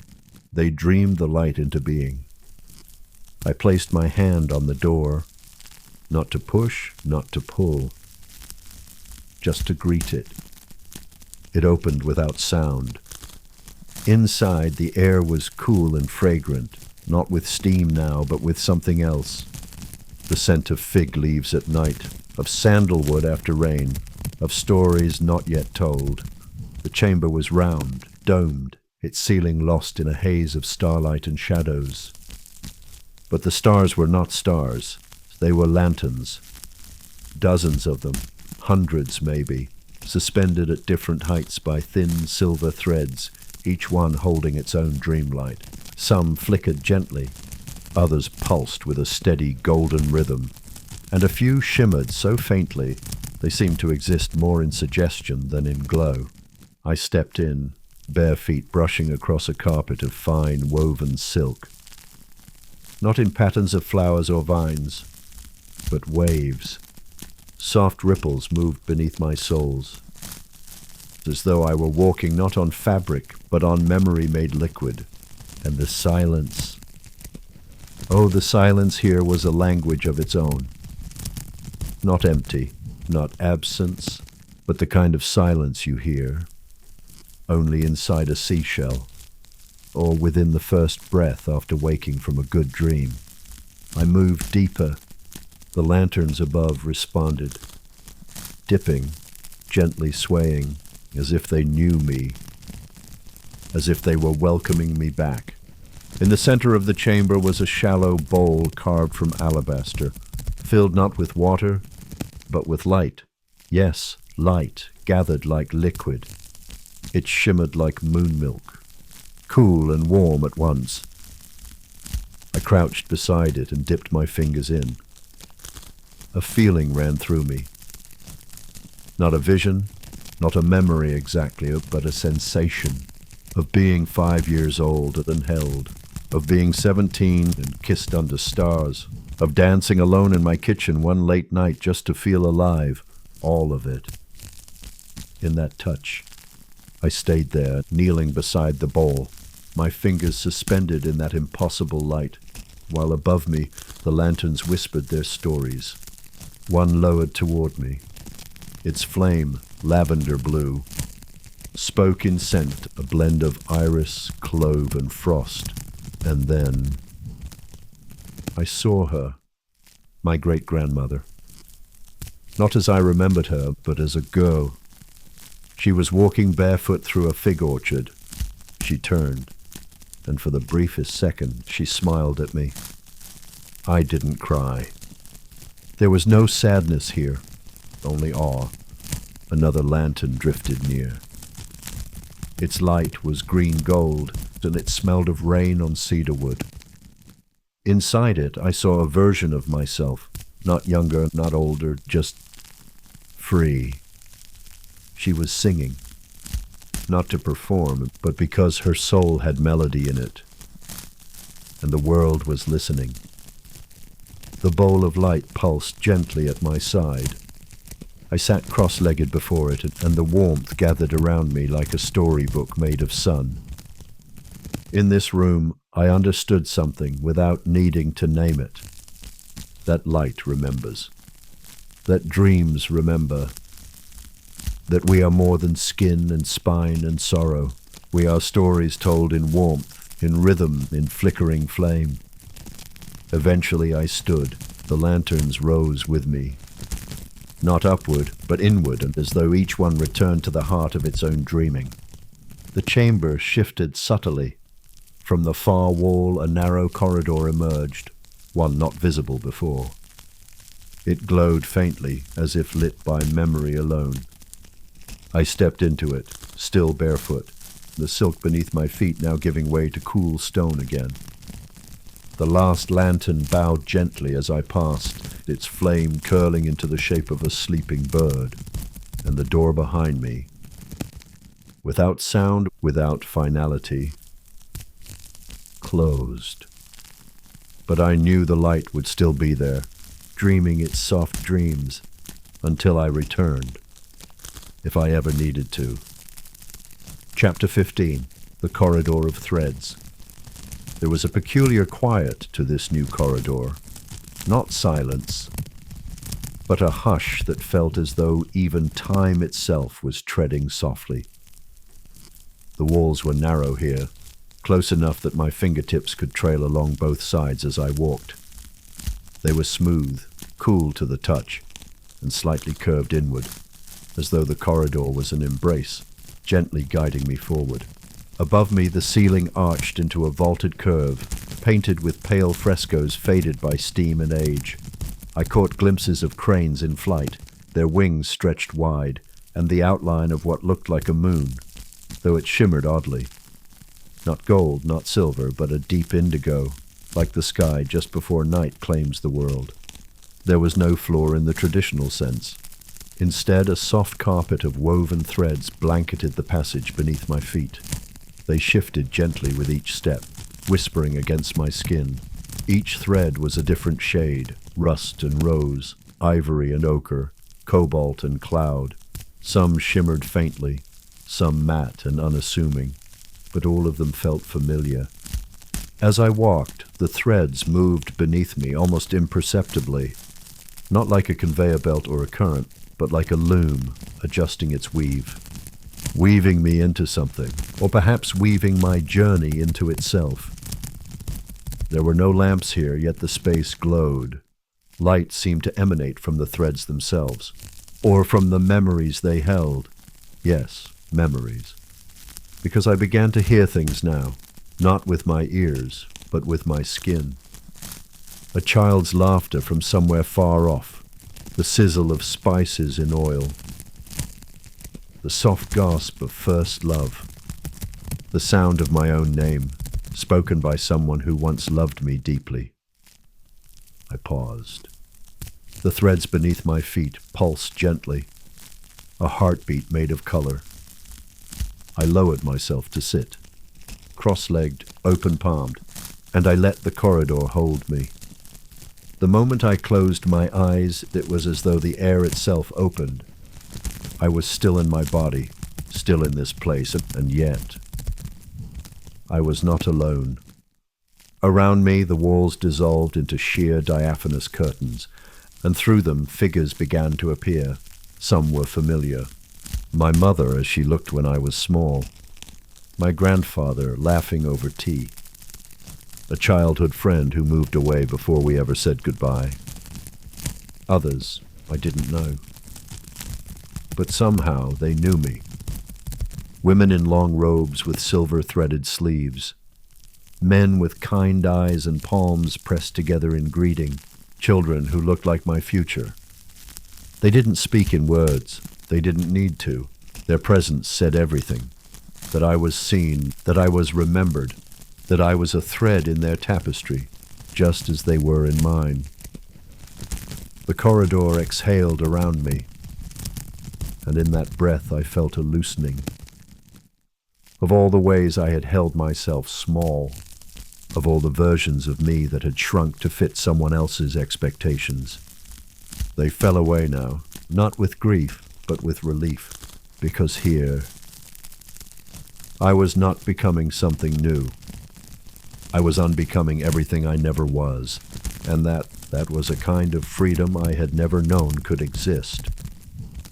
The corridor darkened briefly. Not ominous, but deep. As if I had traveled inward to the very root of something, and there, within the quietest fold of my soul, a voice. Not outside me. In me. She said nothing. She only hummed.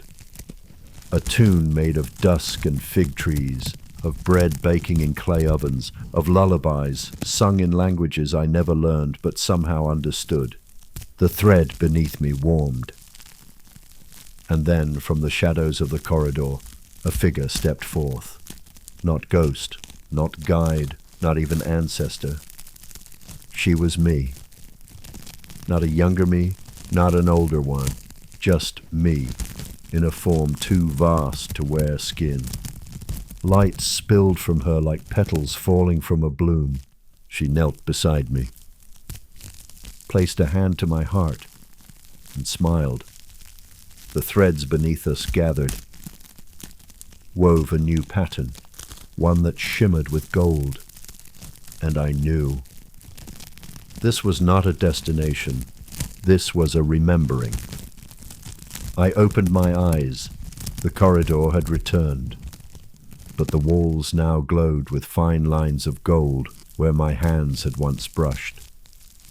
The threads beneath me had gone still, content, and the path ahead was clear, not easy, not paved, but clear.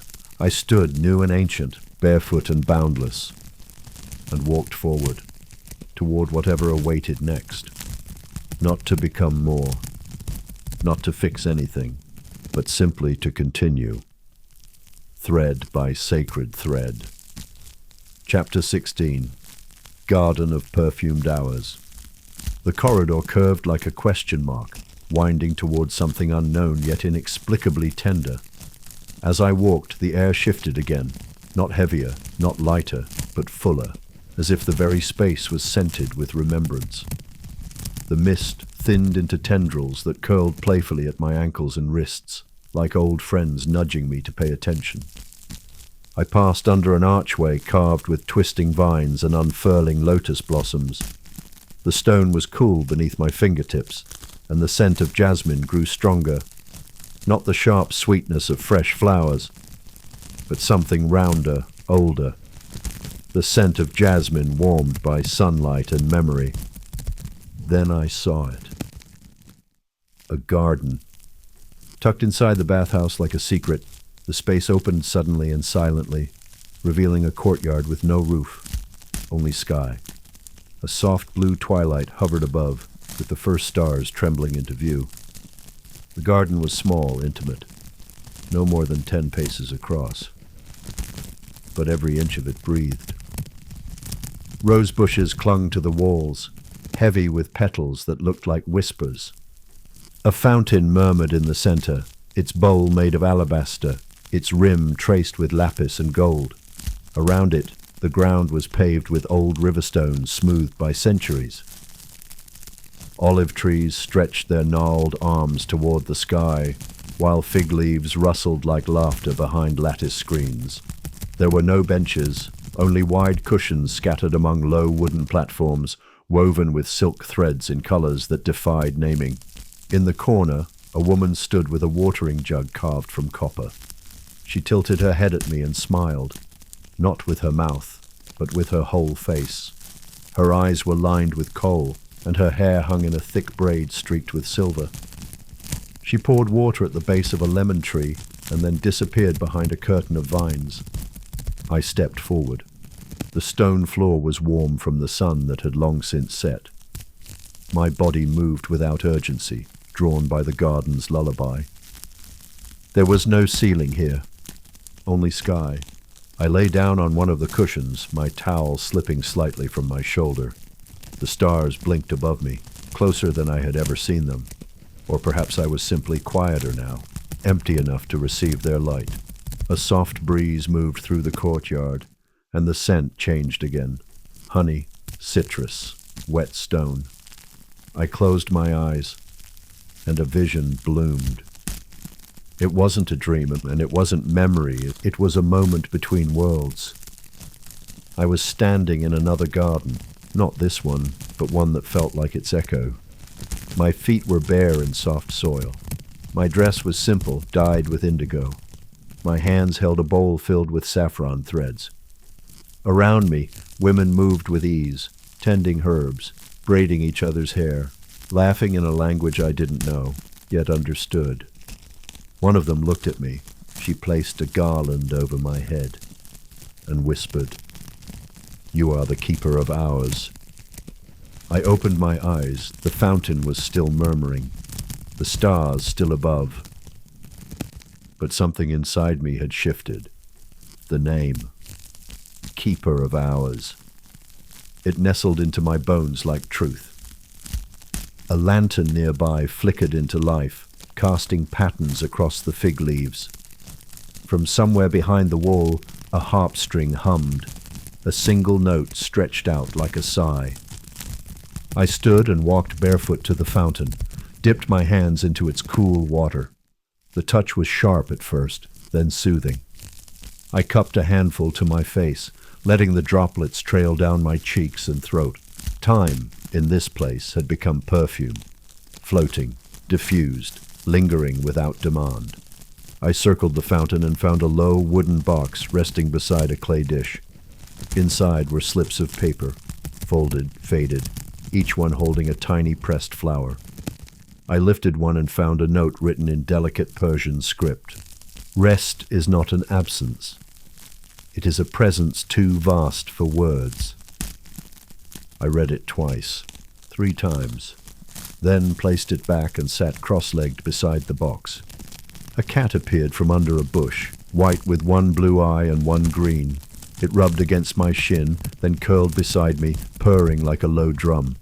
I leaned back, hands behind me on the stone. I did not think. I did not name. I only belonged. And the garden welcomed me. A cluster of wind chimes stirred, tiny ceramic birds strung above the lemon tree. They clinked gently, like distant laughter. In that moment I understood. This garden wasn't an addition to the hammam. It was its heart, not a pause between chambers, but a pulsing center of silence and scent and sky. The garden of perfumed hours, where time breathes, where memory curls like smoke, where softness becomes structure, where I remembered the sacred act of doing nothing, and how that too is a kind of return. I stayed there a long time, long enough for the cat to fall asleep, long enough for the stars to move. And then, like mist, I rose again, bare feet, open palms. Another archway waited, lit with amber glass and carved with swirls of calligraphy I couldn't read. But I didn't need to. I knew what it said. Welcome, keeper. Come dream again. Chapter 17. The Dreamer's Garden. There are places that do not exist on maps. They are not drawn by hand or captured in photographs. They exist between breaths, between heartbeats in the hush just before waking. This was such a place. The corridor leading to it curved gently, like a question left unanswered. Mist thickened with each step, not heavy but plush. A velvet of air that clung to my skin in prayerful silence. Soft footfalls were swallowed by the floor. Light came from nowhere and everywhere. A pale shimmer that floated just above the ground, like the memory of moonlight. Then I stepped through the archway, and the world changed. This chamber held no stone, no tiles, no walls as I had known them. Instead, I found myself standing beneath a sky, a dream sky.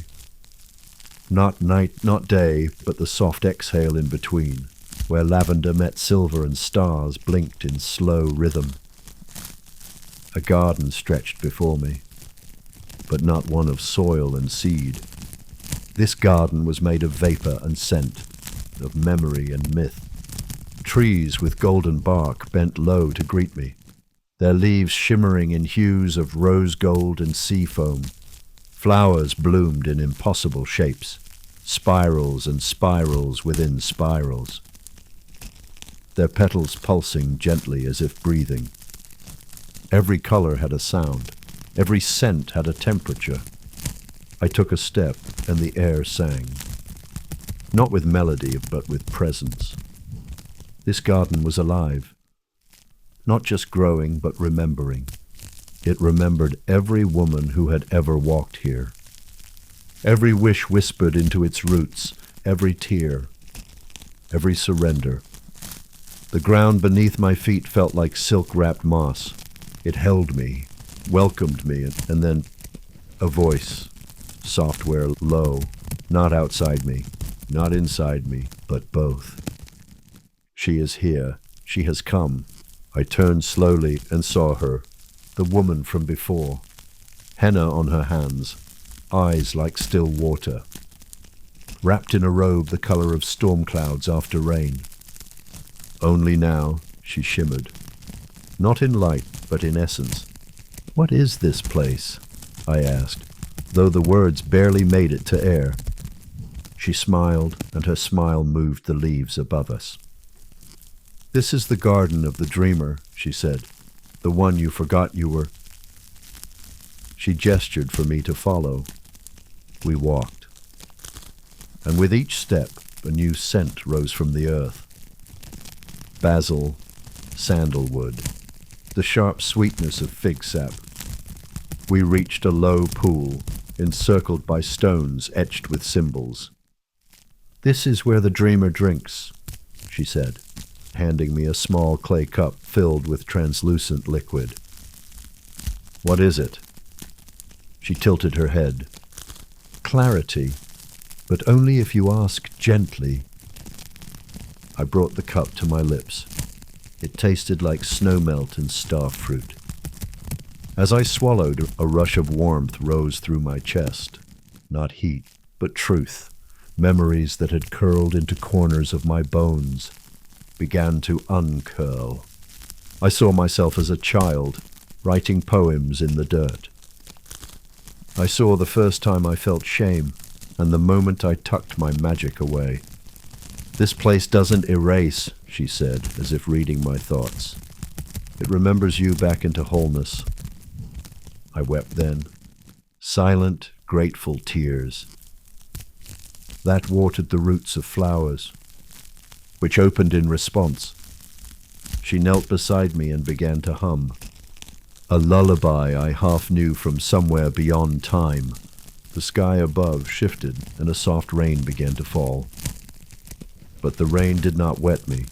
It shimmered through me, carrying away stories I no longer needed. We sat together until the rain stopped, and then she rose.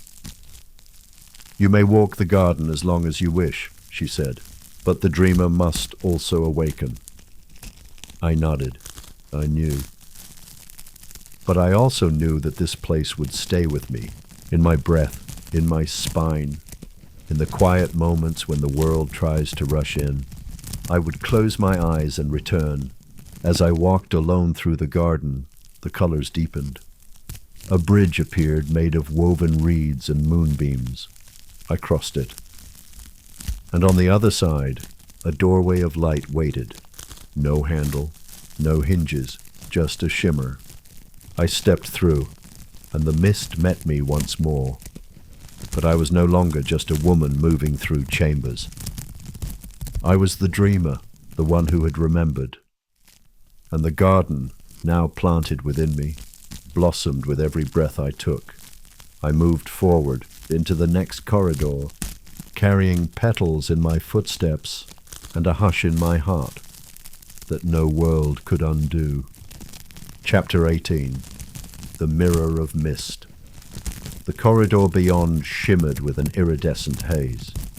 Not quite mist, not quite light, but something in between, as if breath itself had become visible.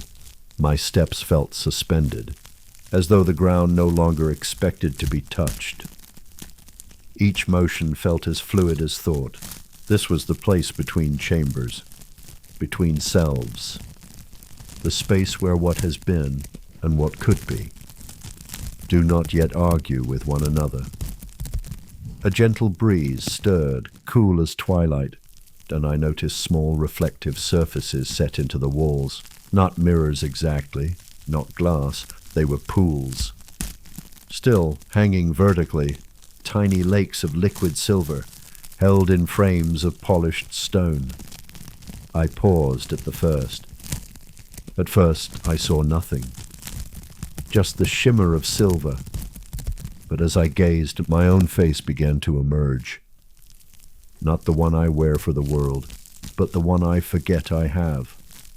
Eyes unguarded, skin soft, lips parted as if listening, and behind my face, images, fleeting flashes of moments I had dismissed as unimportant. My fingers tracing the rim of a teacup while lost in thought. The tilt of my head as I listened to a friend cry. The way my foot tapped to a song I hadn't heard in years. Tiny movements, tiny mercies. The mirror mist remembered them all. I stepped to the next reflective pool. This one showed me the moments I had wished to forget, words I had said in anger, times I had stayed silent when truth asked to be spoken. The ache of turning away when someone reached for me. But the strange thing was, this mirror did not judge. It showed these things the way rain shows a window, softly, temporarily, just enough to be noticed, then gone. Each reflection I passed felt like a release, not through effort, but through acknowledgement. The hallway widened slightly, and the silver mirrors became larger. Now they reflected not just me, but rooms I had once lived in, people who had shaped me, and not as ghosts, but as threads. Each vision a stitch in a tapestry I had never stopped weaving. Then came the final mirror. It was tall. It arched like a cathedral window. And when I stood before it, it did not show my body. It showed a light, shimmering, layered, unfolding from my chest like a lotus made of constellations. I gasped, not in fear, but in recognition. This was the me that had walked quietly beneath all the other versions, the me that had never been bruised by time. Never lost, never afraid, only hidden.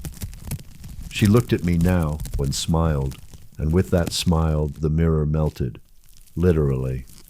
Silver turned to mist, and I walked through it, not with my body, but with my being. Beyond it was a circular chamber, quiet, vast, a dome of sky overhead with no walls at all, and in the center, a pool of still water. I stepped into it. It barely reached my ankles. But the moment I did, a resonance filled the air. A tone, deep and harmonic, as if the universe had just cleared its throat. Ripples moved across the pool, even though I hadn't moved. Each ripple glowed for a moment, then faded. Each one felt like a word, unspoken but known. I knelt and placed my hand in the water. It felt like liquid moonlight. When I withdrew my hand, a small silver seed remained in my palm. It pulsed. Without thinking, I brought it to my heart. The moment it touched my skin, I felt it sink in. Not like pain, like belonging. My breath caught, then it deepened. All at once, I knew I had been seen. Not just by mirrors, not just by wise women, not just by water and steam and ritual, but by myself. This chapter of the Hammam was not about cleansing. It was about reclamation, about remembering the light before the forgetting. As I stood, the pool shimmered one final time, and a path of soft steps appeared ahead. No mist now, just clarity. I walked forward. The air held a new scent, white jasmine and sunrise. And behind me, the mirror dissolved entirely. I carried it within me now, the garden, the dream, the light, and I moved on into the next chamber, not to become someone new, but to live more fully as who I had always been.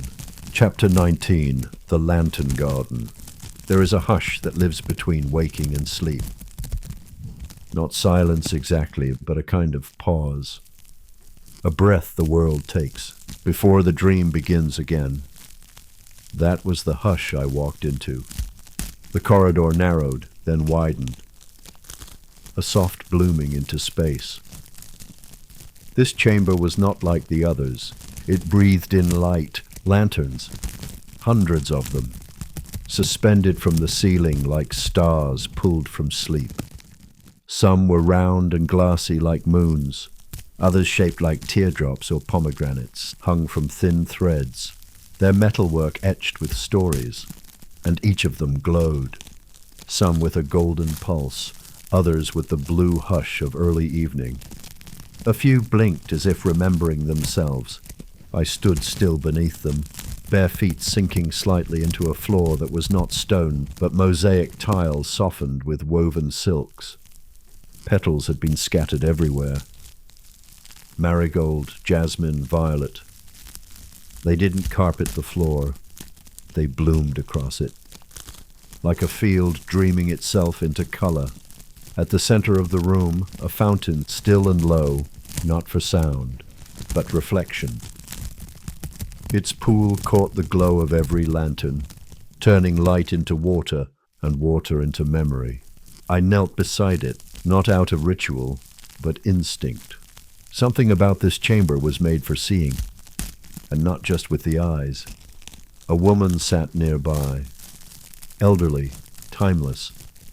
Her hair was the soft gray of a rainy morning, braided down her back like a river of wisdom. She looked at me, not as a stranger, but as someone she'd expected. Without words, she extended her hand. In it, a mirror, small, framed in brass, cracked through the center, but lovingly held together, with strands of gold. I took it. My hands trembled, not from fear, but knowing. The mirror did not show my face, not the face I wore that day. Instead, it revealed flickers of my life, as water reflects wind. Moments I had forgotten, moments I had folded away, like winter clothes in a cedar chest. My first song, the scent of my mother's shawl, the hurt I never gave voice to, the secret joy I once held beneath my ribs, like a bird too wild to name. Each appeared in the glass, then vanished in the next breath. But their echo stayed. I bowed slightly, returned the mirror, and the woman nodded, as if to say, "You see now, you remember." She rose with grace, as if her bones held music and disappeared behind a beaded curtain that shimmered with every step. I sat by the fountain. Let the light wash over me. Let the petals touch my skin. Let my breath do the only work left to do, arrive. Somewhere behind me, a flute began to play, faint. Wavering, it was not a song with notes, but one made of longing. It wound its way through the lanterns, curled through the air like a vine, and reached inside me, to places I had kept closed. And in that music I found her again, the version of me, who had once danced barefoot in the rain, who believed in things without needing proof, who laughed without looking around first. She was here beneath the lanterns, not returning, for she had never left, only waiting. Quietly, I lay back now, gazing up at the lights. The ceiling had disappeared. There was only sky. I floated in that sky, eyes half-lidded, body unwound. And as I drifted, between this world and the next, I saw shapes in the glow. A peacock's feather, a doorway ajar, a spiral, all symbols, all invitations. Time stretched in this chamber, not long, not short, just vast. At one point I felt a hand on my shoulder. Gentle, sure. Another bathhouse attendant. Or maybe not. A woman in a robe of silver thread, her skin deep, her eyes gleaming. She offered me a bowl of warm hibiscus tea, the steam carrying whispers of cinnamon and lime. I drank. It was not just tea, it was a key. With every sip, more of me returned, the pieces I had abandoned, for being too soft, too strange, and too bright. They came back, smiling. When I stood again, the lanterns dimmed slightly, as if they knew, as if they had completed their part. I looked once more at the fountain. It shimmered back at me, holding a final image, a single lily, floating at the center, white, open, unbothered. The exit from the lantern garden was not a door, it was a veil, thin, woven of threads so fine, they looked like smoke. I passed through it with one breath and entered the next corridor, as if stepping out of a dream and into a deeper one. Outside, the mist thickened again, but now I didn't just walk through it, I understood it.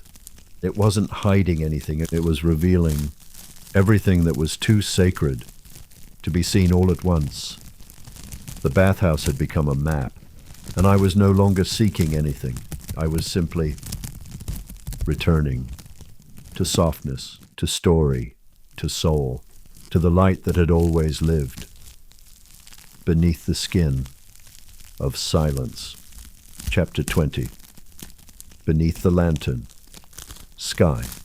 The doorway to the next chamber was carved with jasmine vines, each petal shaped into the wood with such delicacy that it seemed they might flutter free at the touch of breath. I paused here longer than I had before, not from hesitation, but from wonder.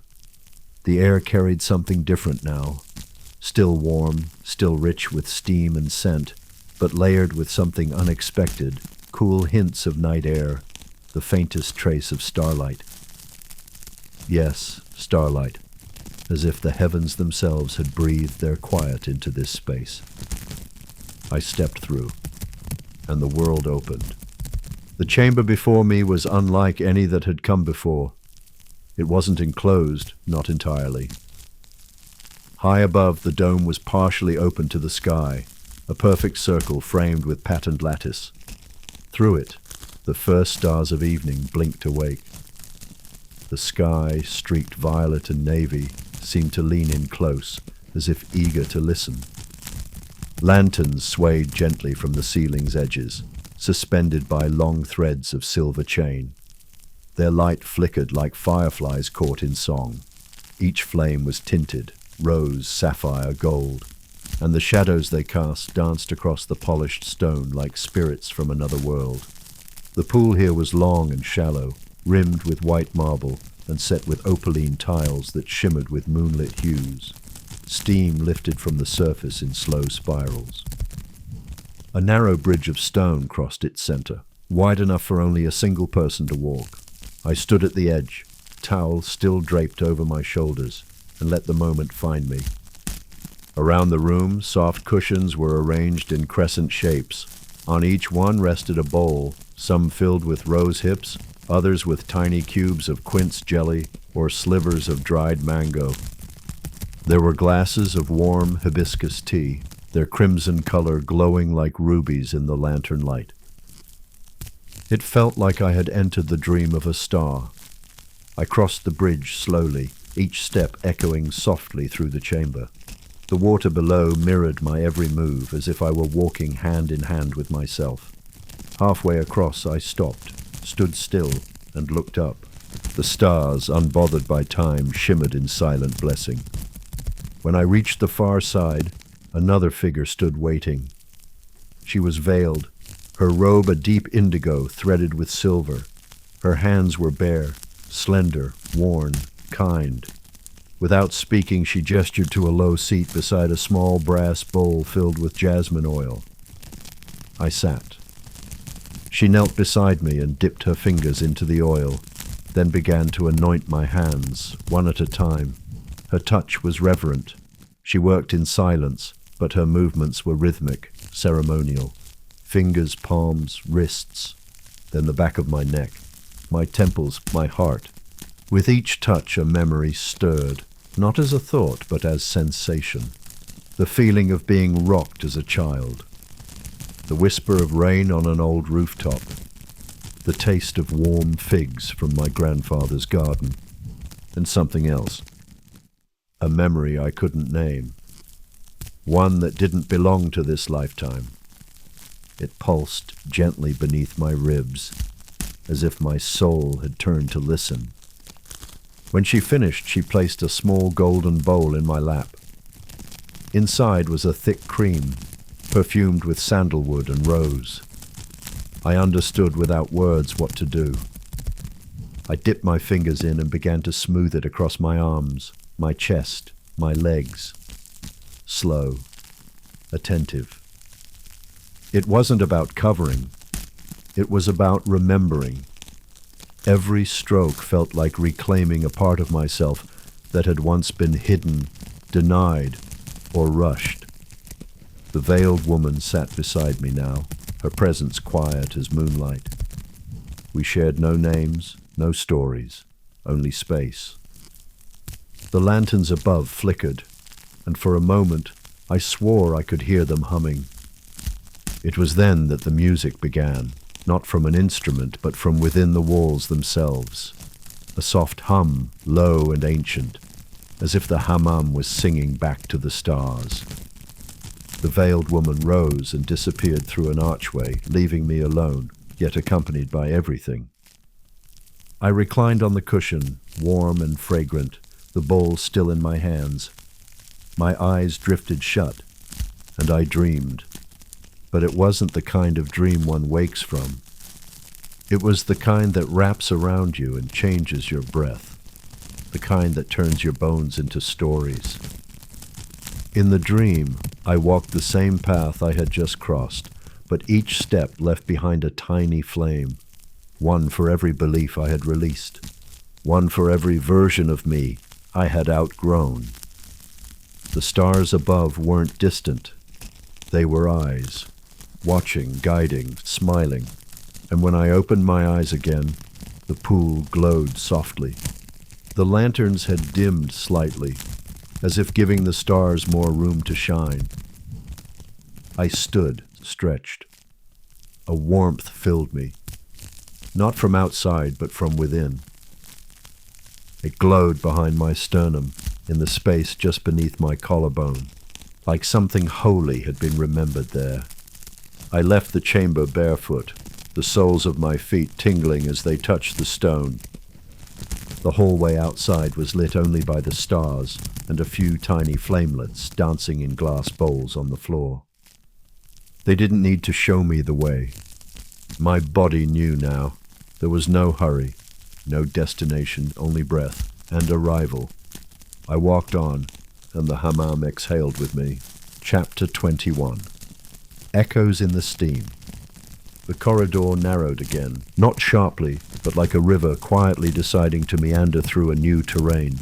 The walls shifted from polished limestone to warm, dimpled clay, the kind shaped by hand, not hammer, leaving behind the traces of fingers long gone but still felt. There was a gentler heat here, less insistent, more like the warmth that lingers between two palms held together in prayer. It greeted me before I even stepped inside, curling through the air like a veil, and then I heard it. The low sound of a flute, raw, reedy, imperfect. A melody that didn't care if it ended or began. It just existed, rising from somewhere just out of view. As if the bathhouse itself had begun to sing its own memory, the room opened into a long gallery, unlike the rounded chambers before. This one had no dome, no stars above. Instead, its ceiling stretched flat and low, with beams of ancient wood tracing across like ribs of a great sleeping creature. Windows high and narrow let in slivers of the night. The stars outside seemed to peer in, watchful, kind. Along one wall ran a series of shallow alcoves, each with a single rolled mattress, a copper lamp, and a bowl of dates or dried apricots, as if awaiting someone who had been traveling a long time. Perhaps they had. I took one of the mattresses and sat. It sighed under my weight, welcoming. The flute paused for a breath, then resumed, slower now, sleepier. A figure entered from the far side. She was not young, not old, ageless. Her eyes were lined with kohl, her robe the color of smoke and ashes. Her hands carried a small ceramic bowl from which rose a gentle tendril of vapor. She didn't speak. She placed the bowl beside me, nodded once, and left as silently as she came. I leaned over the bowl. Inside, herbs floated in warm water. Lavender, bay, a single marigold petal. The steam kissed my face, not forceful, curious, like it was learning me. I inhaled, and somewhere in that breath, I left the room. Not physically, but my mind. It drifted. I was no longer the woman sitting cross-legged on a mattress in a Persian bathhouse. I was every version of myself, unfolding like silk across the floor of time. The little girl who once hid beneath her grandmother's table. The woman who once forgot how to cry. The dancer I never let myself become. The voice I once silenced. They all sat with me now. Not ghosts, not regrets, just guests. And the bathhouse welcomed them too. The flute shifted into something even slower, almost like the last song before sleep takes over. My limbs felt heavy in the most perfect way, weighted with peace, drunk on breath. A blanket was draped over my shoulders. By whom? I didn't know. Perhaps the wind, perhaps the bathhouse herself. And I leaned back. Above me, the wooden beams seemed to sway, or maybe it was me.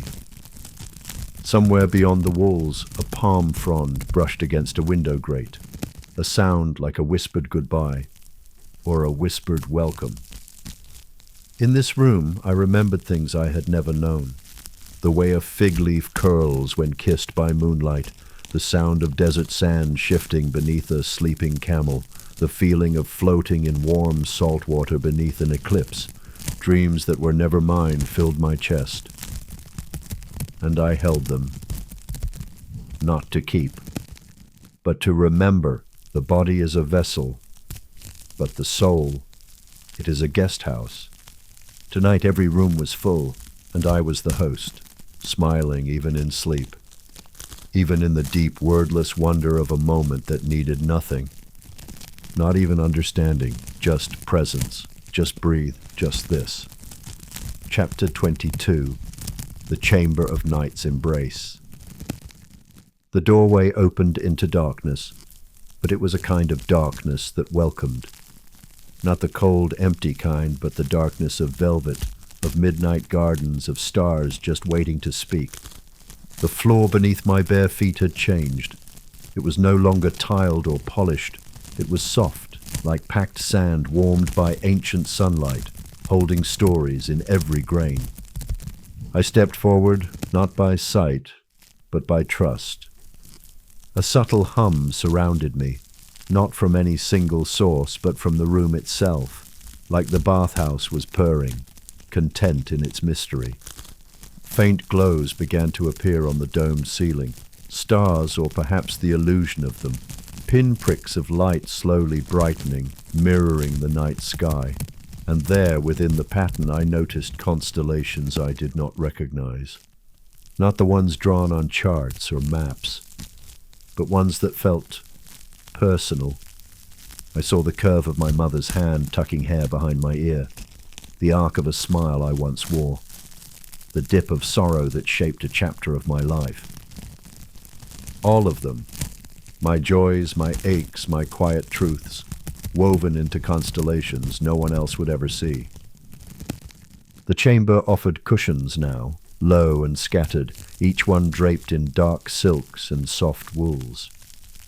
I chose one without thinking, as if guided. As I sat, the ceiling slowly began to move. Not spin, not shift, but flow, like ink in water, like memory. And as it did, it showed me dreams, not hopes, not wishes, but dreams I had forgotten. Me as a child walking through a rose field. Me as an elder, placing a stone at the base of a tree. Me dancing under moonlight with people I hadn't yet met. The images were not loud or cinematic. They whispered, and I listened. Around me, others had entered too. A man with silver temples, a girl in saffron robes, a mother with her infant asleep against her chest. None of them spoke. All of them dreamed. Together we breathed in the same rhythm, in, outside, slow, real. The air smelled of myrrh and something deeper, like soil after rain. There was a sense here that time had stopped not out of obligation, but out of awe. And I too was in awe. A woman in midnight blue approached, silent as mist. She carried a curved tray with 3 tiny bowls, fig jam, pistachio milk, and slivers of candied quince. I accepted with a nod. Each taste pulled something back into place inside me. A sweetness, a richness, a remembering. The woman offered me a piece of parchment and a reed pen dipped in golden ink. "Write," she whispered, though her lips never moved. So I wrote, not sentences, not plans, but feelings, textures, the feeling of being held, the scent of dusk, the sound of water remembering. I folded the parchment and placed it in a copper box at the center of the room, joining the others already there.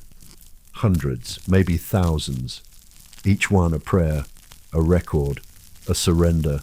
The woman touched my shoulder lightly and left me, and I stayed. For how long I cannot say. The stars above me changed again, this time fading gently into a wash of rose and gold. Dawn was near, and I, though not quite ready, was willing. I rose. My steps were slow, but they did not falter. This chamber, this embrace of shadow and shimmer, had not healed me. It had remembered me, and that was more than enough. Ahead, a soft archway glowed with the promise of light. I stepped toward it. Not to leave the night behind, but to carry it with me. In my breath, in my bones, In the constellation of self, I now began to trust again. Chapter 23. The Final Pouring. There are endings that arrive like a door closing, and then there are endings that feel more like water evaporating into air. Gradual, unseen, yet complete. This was the latter. I stepped out of the chamber of night's embrace, my limbs slow with fullness. The hallway beyond was quieter than before, as if the bathhouse itself was exhaling its last soft breath for the day. Lanterns had dimmed. The mist was thinner now, trailing gently near the floor like memory beginning to lift. My towel had long since dried, now wrapped loosely around my waist. My hair hung damp and fragrant with smoke and jasmine. I no longer moved as the woman who entered the bathhouse. I moved as one who had returned, not to something new, but to something original. The corridor bent slightly, leading me back toward the Saraye Birun, the outer chamber, and there, waiting like an old friend, was the woman with henna'd palms. She said nothing. She did not need to. In her hands, she held a final bowl, shallow, wide, and copper-rimmed. Steam curled above it, carrying the scent of sandalwood and rose. One last pouring, her eyes seemed to say.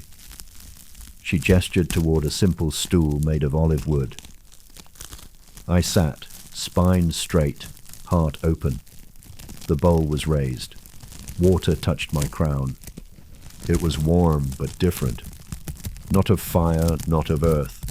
This water felt like starlight made liquid. It trailed down my hair, over my temples, along my throat. It spilled over my shoulders, down my spine, tracing every curve with a softness that unraveled the very last threads I had clung to. The invisible knots, the tiny holds of tension. Gone. Gone. I breathed. A single inhale that felt like it belonged to the first breath I had ever taken.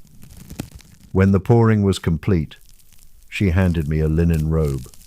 Not white, but the color of desert stone at dusk. I wrapped it around myself and stood. The outer chamber was empty, save for me. No voices, no ceremony, no goodbyes. I walked across the stone floor, my footsteps leaving no trace. Near the exit, I paused. A large bronze mirror stood silently beside the doorway, a twin to the one I'd met earlier. I looked in, and what I saw surprised me. There were no dramatic changes, no revelations, but there was peace. That rare, unspeakable stillness that comes when nothing is missing. Not even the parts that once felt broken. The woman in the mirror was not new. She was whole. Outside the bathhouse, night had arrived fully. The stars were visible now, strung like lanterns across a velvet canopy. The air was cooler, brushing my face with gentleness. I stepped beyond the threshold, the wooden door closing quietly behind me. The sound was soft, but final, like a lullaby ending its last note.